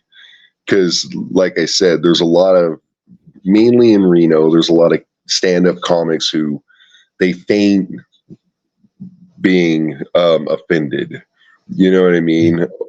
Or they'll encourage another person to feign being offended because they're realizing this guy is getting laughs. And I didn't think I was doing that good because my timing was off when that was happening a lot. I thought I was doing horribly because, I'm getting a lot of laughs, but I'm starting my next bit before they're done laughing. And I started realizing that. And so I thought, I'm really horrible tonight but at the same time, you're racing the clock. So you're trying to get laughs per minute. How many laughs can I get per minute before the clock runs out? And at the same time, your audience, if you do a really good bit, it may take like 20 seconds out of a 5-minute set for them to get over that bit because it's that funny, You're a victim of your own success. For the laughter to calm back down again. And that's one of the things I've kind of had to put out there. And that's where watching your bits really helps, is because you can kind of go, wait a second, listen to that in the background. Hear that one guy? That guy's really, that's genuine laughter right there. And I stepped right over him. I started into my next bit, and he wasn't done laughing. And some people in the audience do legitimately get offended about that. If they're still laughing at your old bit, or there's still a bunch of people laughing at your old bit, therefore they don't hear the first part of your next bit, that's kind of where the timing becomes so important. So when I see myself reviewing my bits, a lot of times I'm sitting there going, well, why was that stand-up comedian in the audience fainting, being offended? And I knew he was faking it. There was no reason legitimately for him to be offended or for him to want someone else to be offended. Why was this going on? And with that bit or that set, even, because I was completely off time on that whole set. And sometimes that's where it takes another comedian, and that's why camaraderie and cooperation and all of that is so key with a group of comedians, is because I was missing that. And it took another comedian, it took Tony to kind of come in and go, no, dude, your set was awesome. Other than the fact that you kind of seemed like you were rushing your way through it. And that's kind of the reason that I've started this whole workshop, is because nobody really rushes their way through a 15-minute set. So you can kind of, it's easier to coach somebody on, okay, that was a really good bit, give it time, go on to the next bit, you know what I mean? And help them get their timing down. And most of the comedians that I've been working with and kind of pulling out of the open mic scene to start touring with me this summer, that's really all they lack. They have everything else pretty well at hand. They've got good bits. They've got enough of them to create a good 45-minute set, maybe even an hour set, but they don't have that timing down quite yet. And a lot of it is because they've been doing these little 5-minute open micers where everybody's expecting them to jog through their bits, and they're sprinting through their bits like the Micro Machine guy back in the 80s. And I'm like, you don't have to go that fast. And they're like, well, I really want to get to the ending, but I wrote this whole set for like a 30-minute. Yeah. Yeah. It's, I have to say that, all of that stuff's really what makes stand-up a lot more challenging than like being in a band, or I find it more challenging than working in music. I actually wrote a song about 4 years ago for a reggae act. And it was actually during that whole time of, the riots going on in the US and COVID. And a buddy of mine was just having writer's cramp. He's kind of like, hey, I want to write a song, and this is kind of what I want the basis of it to be and the message to be, but I don't even know where to start. And I was kind of like, oh, I kind of have a song that's kind of like that. I could, kind of change a few things here and there, and it probably could be a reggae song that you could use. And I wrote it for him, but then he ended up moving on to a different genre, and his guitarist moved on to metal, and I kind of got stuck with the song. So I ended up composing a melody for it and using it now for my podcast. That it's the song that you also have on your introduction for your podcast, or the like the 53-second thing. Yeah. It's yeah. I would put that in as experimental. I mean, I got that it was reggae, but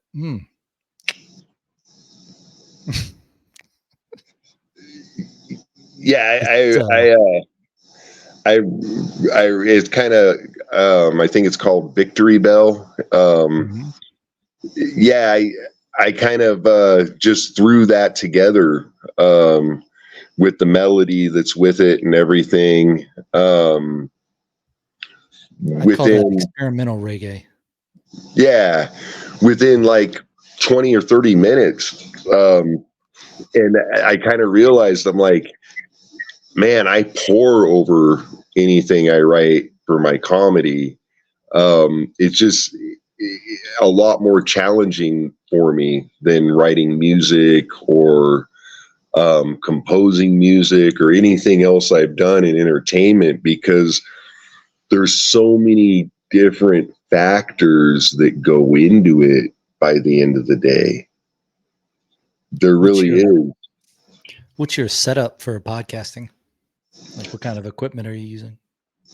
I have a laptop that's actually in the shop right now that I've been using.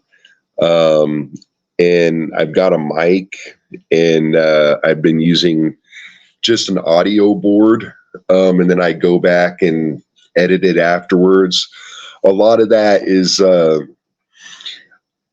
thus far, I've had a guitarist from down in Arkansas on my podcast, and then festival coordinator from up in Ohio. Both of them are kind of like Facebook friends.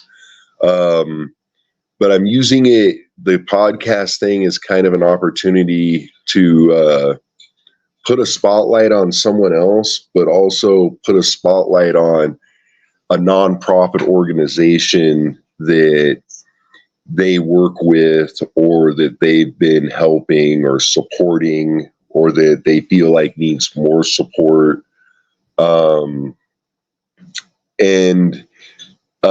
Then at the very tail end, I'll add on nonprofit, like almost a promotional spot for a nonprofit that I want to help. And that kind of seems to be really the part I enjoy thus far the most about it, is being able to promote those nonprofits. And I'm not really super picky about it. Like, it's a lot of them are usually PTSD nonprofits that like train service dogs, or nonprofits to preserve history. For me, it's just a nonprofit that I'm really into. And I kind of encourage, like, whoever I'm having on as a guest, nonprofit that you're really into. What location do you record it? Is it the same place every time, or do you go to the people, or are they just, is it like this where they call in? Either way, thus far it's mainly been call-ins. I have one I'm supposed to do tomorrow that I'm probably going to release, because I'm trying to just release one a week. There's one I'm going to do tomorrow that's probably going to be kind of one-on-one thing. I get a lot of my friends that they want to do it, they just don't want to be on camera. And I feel like, if they feel like they don't want to be on camera, maybe that's for the best for them. You know what I mean? And some of them are researchers. Like, I have a friend who he's researching a lot of the different ghost stories up in Virginia City, and I want to kind of have him on to talk about that. It's kind of one of those situations where I don't really feel like you need video for it, because he's a really good storyteller, and he really gets in depth into the history. But then sometimes I'll have girls on that they legitimately feel like they could end up a target of their ex-boyfriend or somebody like that if they know that they're becoming successful and going to be on a podcast. So they'd rather me not use their real last name, or I get a lot of people that I think a lot of it is just they're camera shy. They just don't want to be on camera. Just go with some like dark lighting and do shadows. Yeah. It seems like I like some program that makes you look like a cat. I like I have some that I did before when I was only putting them out on SoundCloud that I'm thinking about re-editing and bringing back, that were literally like Breakfast Club sit downs with a bunch of other comedians and people, and we just pick a event in the news and start talking about it. And those really seem like the ones that I enjoyed the most, and I think that a lot of my friends would enjoy the most. It's just when you have that kind of a situation, it has to be a situation where like one person's kind of guiding the whole thing and everybody's giving each other an opportunity to talk. There was a few times that that was when I was really experimenting early on with podcasting, and just putting them out on SoundCloud for a while there. And I was doing a lot of them at the bar with a bunch of my friends, in a quiet area outside the bar, like where the picnic tables are or something. And we just sit down and talk about some type of, something that's going on in the news, and I get everybody's different opinion on it. And, or something that's going on in the world. One of the ones that I really want to re-edit and bring back out there was I sat down with me, Tony, and one other stand-up comedian and 3 homeless people. And we started talking about, what do you guys think would really help the homeless situation in America not continue to spiral out of control? And getting their thoughts versus our thoughts, and finding out like all the different places where everything matched up in that one sit down session was amazing, because you're getting the opinions of people who are actually homeless on how you could prevent more people from becoming homeless, but not only that, how you could rehabilitate people who are currently homeless back into the workforce, which is one of those things that nobody really talks about anymore. Nobody ever really sits down and has that honest conversation about, hey, we could, like, I see a lot of homeless people.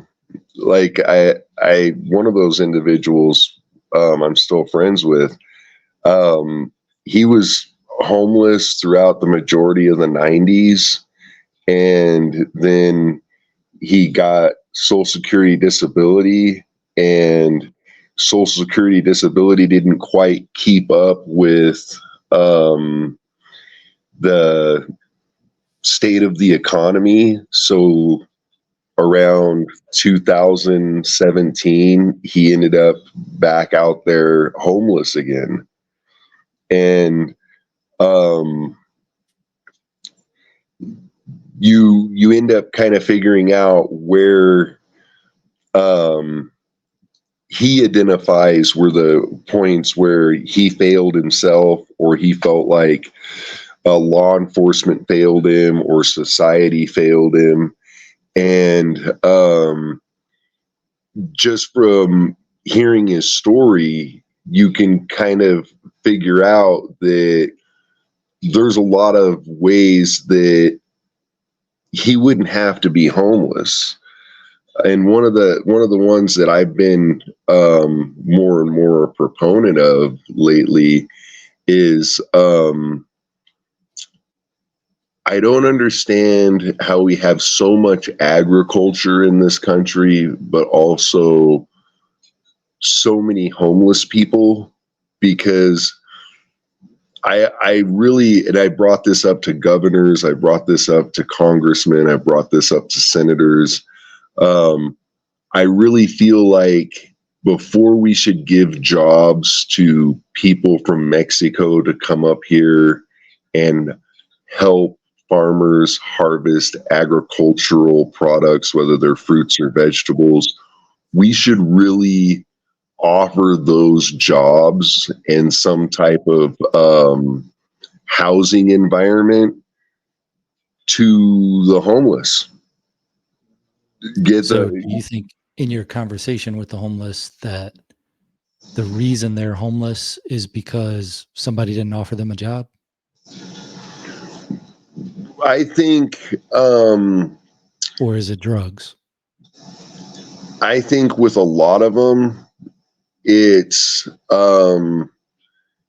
they end up in a situation where they're very low income and they kind of get to the point where they think they're not going to get anywhere, and they succumb to this depression that where their mind's pretty much telling them it's never going to get any better. And they end up making some really bad choices along the way. And that might not necessarily involve drugs or even alcohol. It could just involve not having the life skills and the tools that they need in order to make intelligent financial decisions. It's amazing when you talk to them, how many of them you ask them, well, did anybody ever go through like how to balance a checkbook with you? You know, how many of them are kind of like, no, I kind of entered into this whole thing. You know, my parents kicked me out on the street when I was 16 years old. I just moved from place to place. I never had anybody show me how to balance a checkbook or save money, or I never really learned anything like that. I just kind of have lived from under the table job to under the table job since I lost my place, and migrated from job to job, even if I had to ride a train. And you can't give somebody who was kind of not, they didn't have a really good chance of success from the beginning. You can't give them hope of having a good chance of getting having success in the future unless you give them the knowledge and the tools to be able to do that. It's almost like they really need a reset, a hard reset, where they're in that same situation that like a lot of these individuals that are work here in Nevada harvesting onions and garlic. They come up for the summer. In the spring, they harvest onions and garlic, and then they save the majority of that money and take it back down to Jalisco, Mexico, or wherever they're from down in Mexico. And at the end of the winter time, they still have a whole bunch of money left over aside from what it costs them to travel back up here and work a whole nother spring and summer. These guys wouldn't be able to do that because those basic math skills and budget balancing skills they don't have. they were never taught any of that.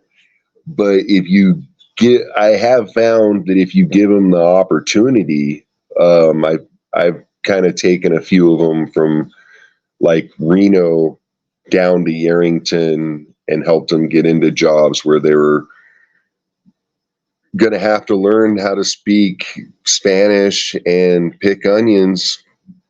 And they've been able to slowly circulate themselves back into like a McDonald's job, and then further and further, you know what I mean? So I do kind of see a lot of that as the problem.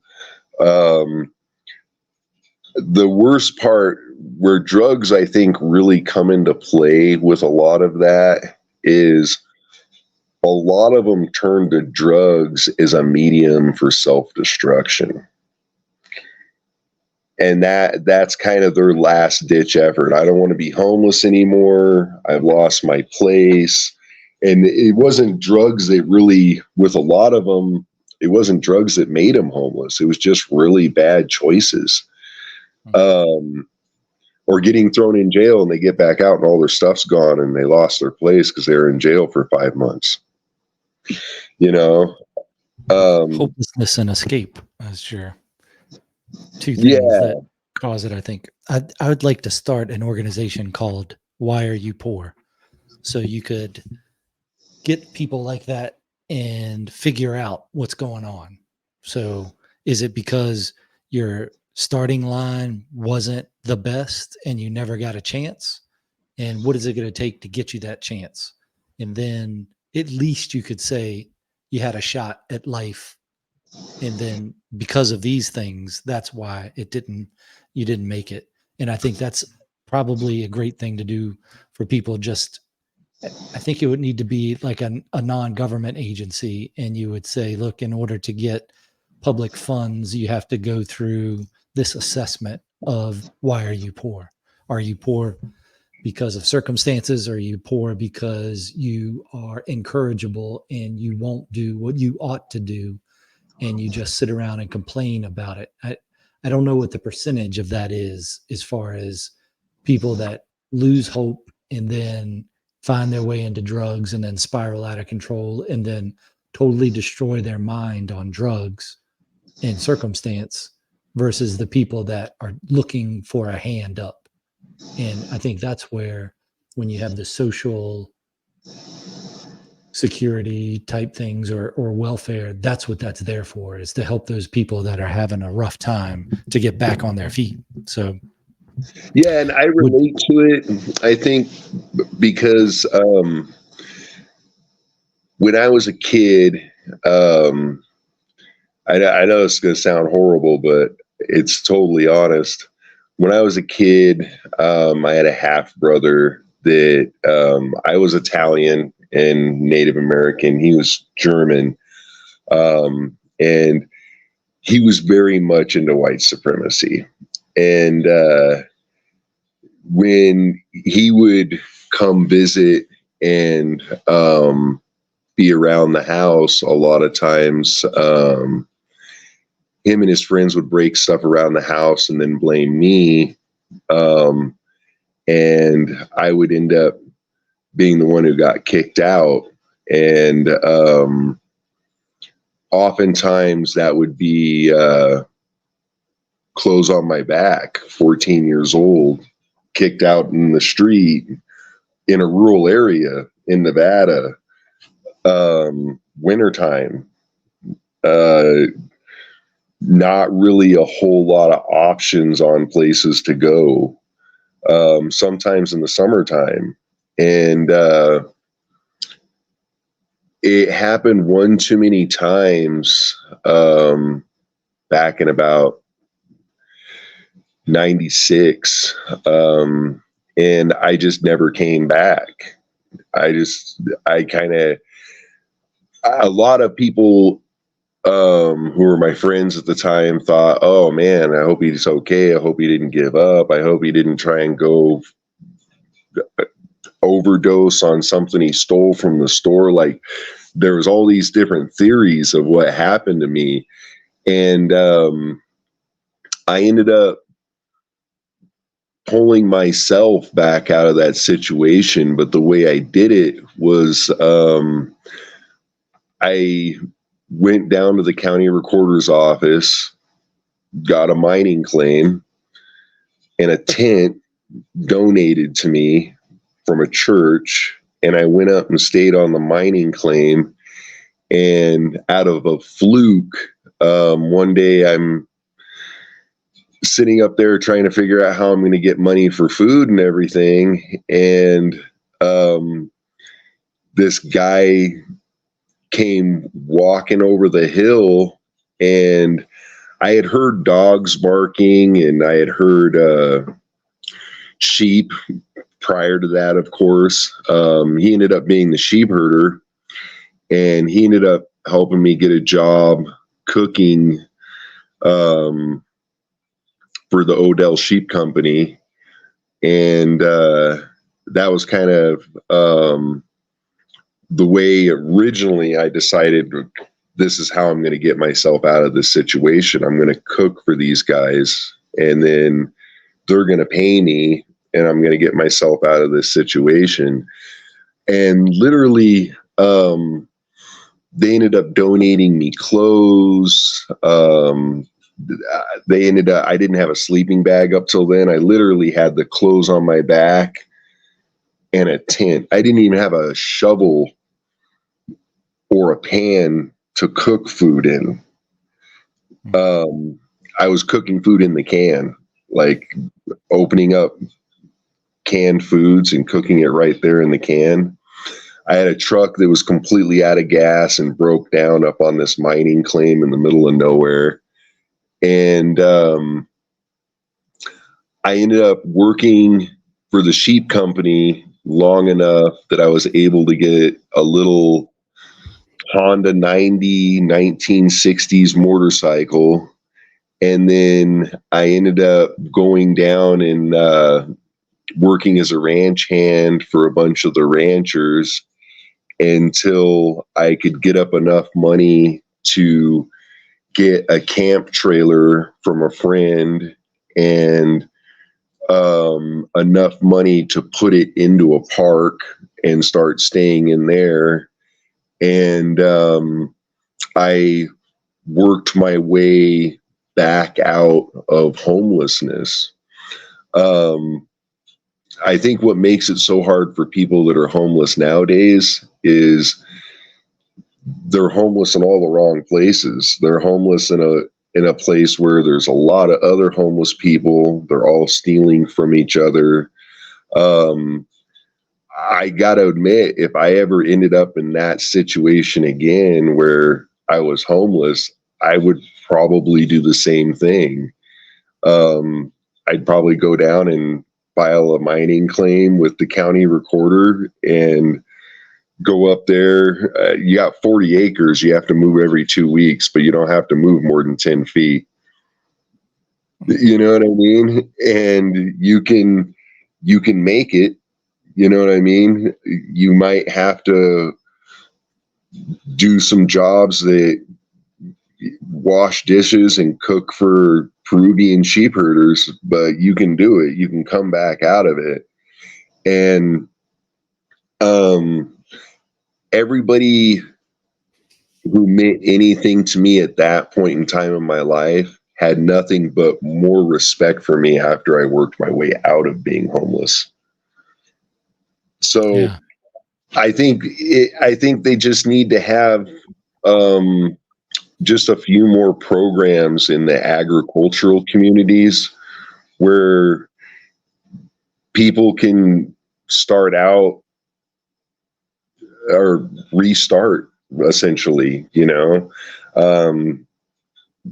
we provide tent camps and all kinds of camps for all of these illegal aliens that come up and pick our fruit and our vegetables for us. Why can't those be our homeless people that aren't on drugs? Because of course you're going to drug test them before you put them to work anyways.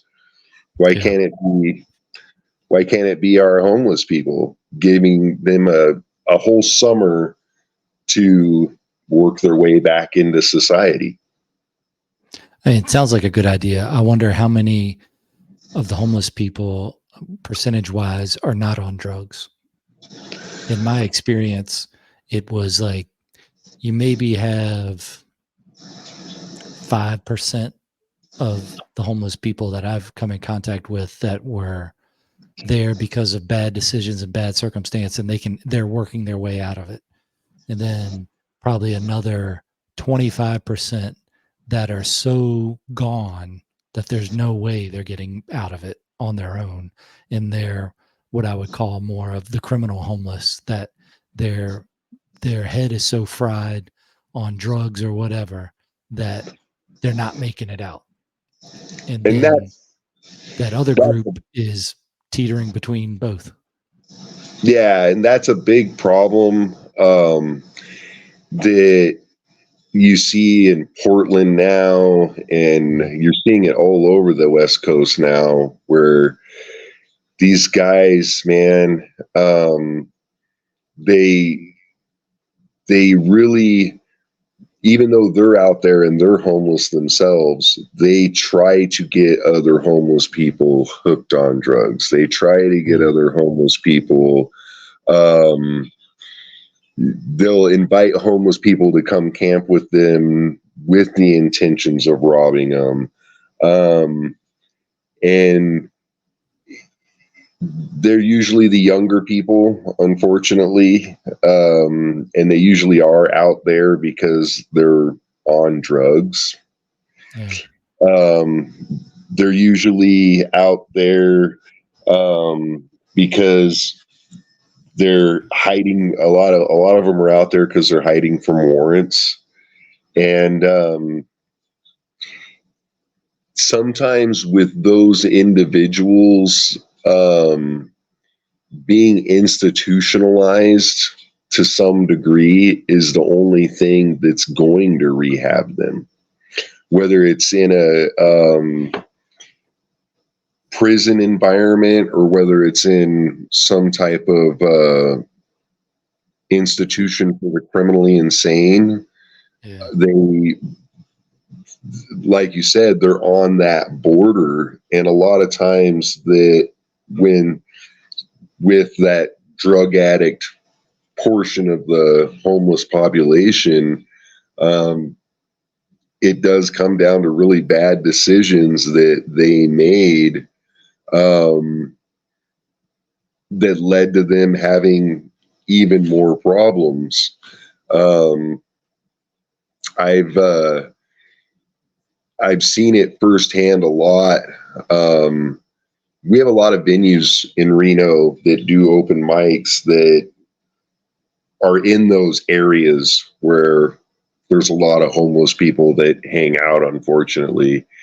And it's hard to sit back when somebody's, doing something that could get them hurt or get them killed. And for me, anyways, and keep my mouth shut. And I've seen them right out in front of establishments trying to smoke drugs off of aluminum foil. And a lot of my friends are like, just ignore him, just ignore him. And I'm like, no, like, I'm going to walk over there and say to him, dude, if you smoke that off aluminum foil, you realize you're just like huffing Alzheimer's right now, bro. You're literally huffing Alzheimer's. You don't want to burn anything and smoke anything off of aluminum foil. You know what I mean? Like, maybe his parents never told him that, and that's why he's so messed up. You know what I mean? Like, and sure, he might get violent with me. He might try to come at me. I'm 6'5". You know what I mean? If he really wants to do that dance with me, I know when the sheriffs show up, I'm not going to be the one going to jail. The sheriffs are going to be like, oh, you were pretty much telling him, Don't freebase in public. Don't freebase in public. But if you're going to be freebasing something, don't put it on a lead sheet first. Don't put it on aluminum foil first. You know what I mean? Like, if you're going to choose to do drugs, don't do it right out in front of everybody, but also don't put cyanide in it first. Don't spike your crack with arsenic. Like, but a lot of these people, that's really,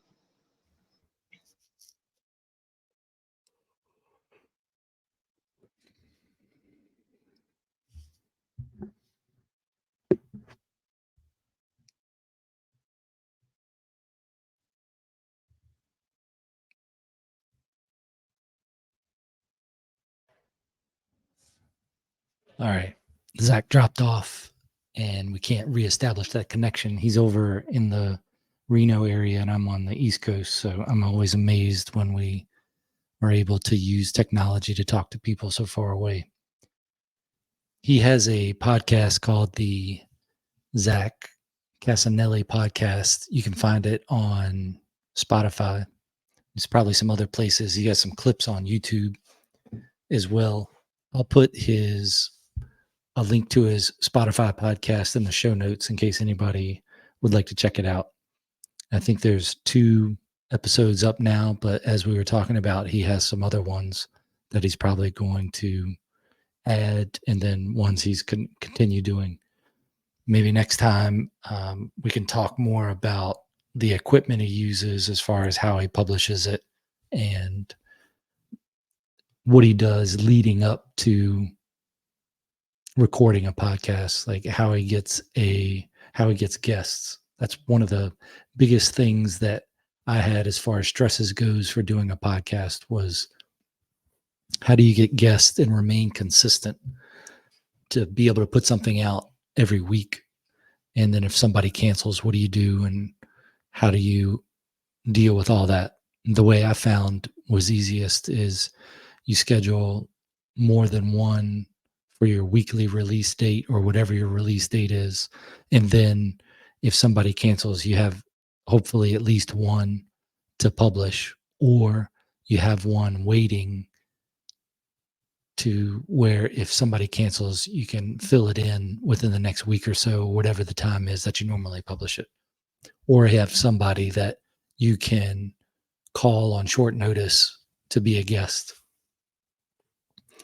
As far as equipment that you use, I think there's tons of videos on YouTube to be able to look at and figure out what's going to fit your budget and fit your time. But the big thing is to find a format that you like for your podcast, and then the amount of time it takes to do post and production before, how much you want to edit it, take all that stuff into consideration.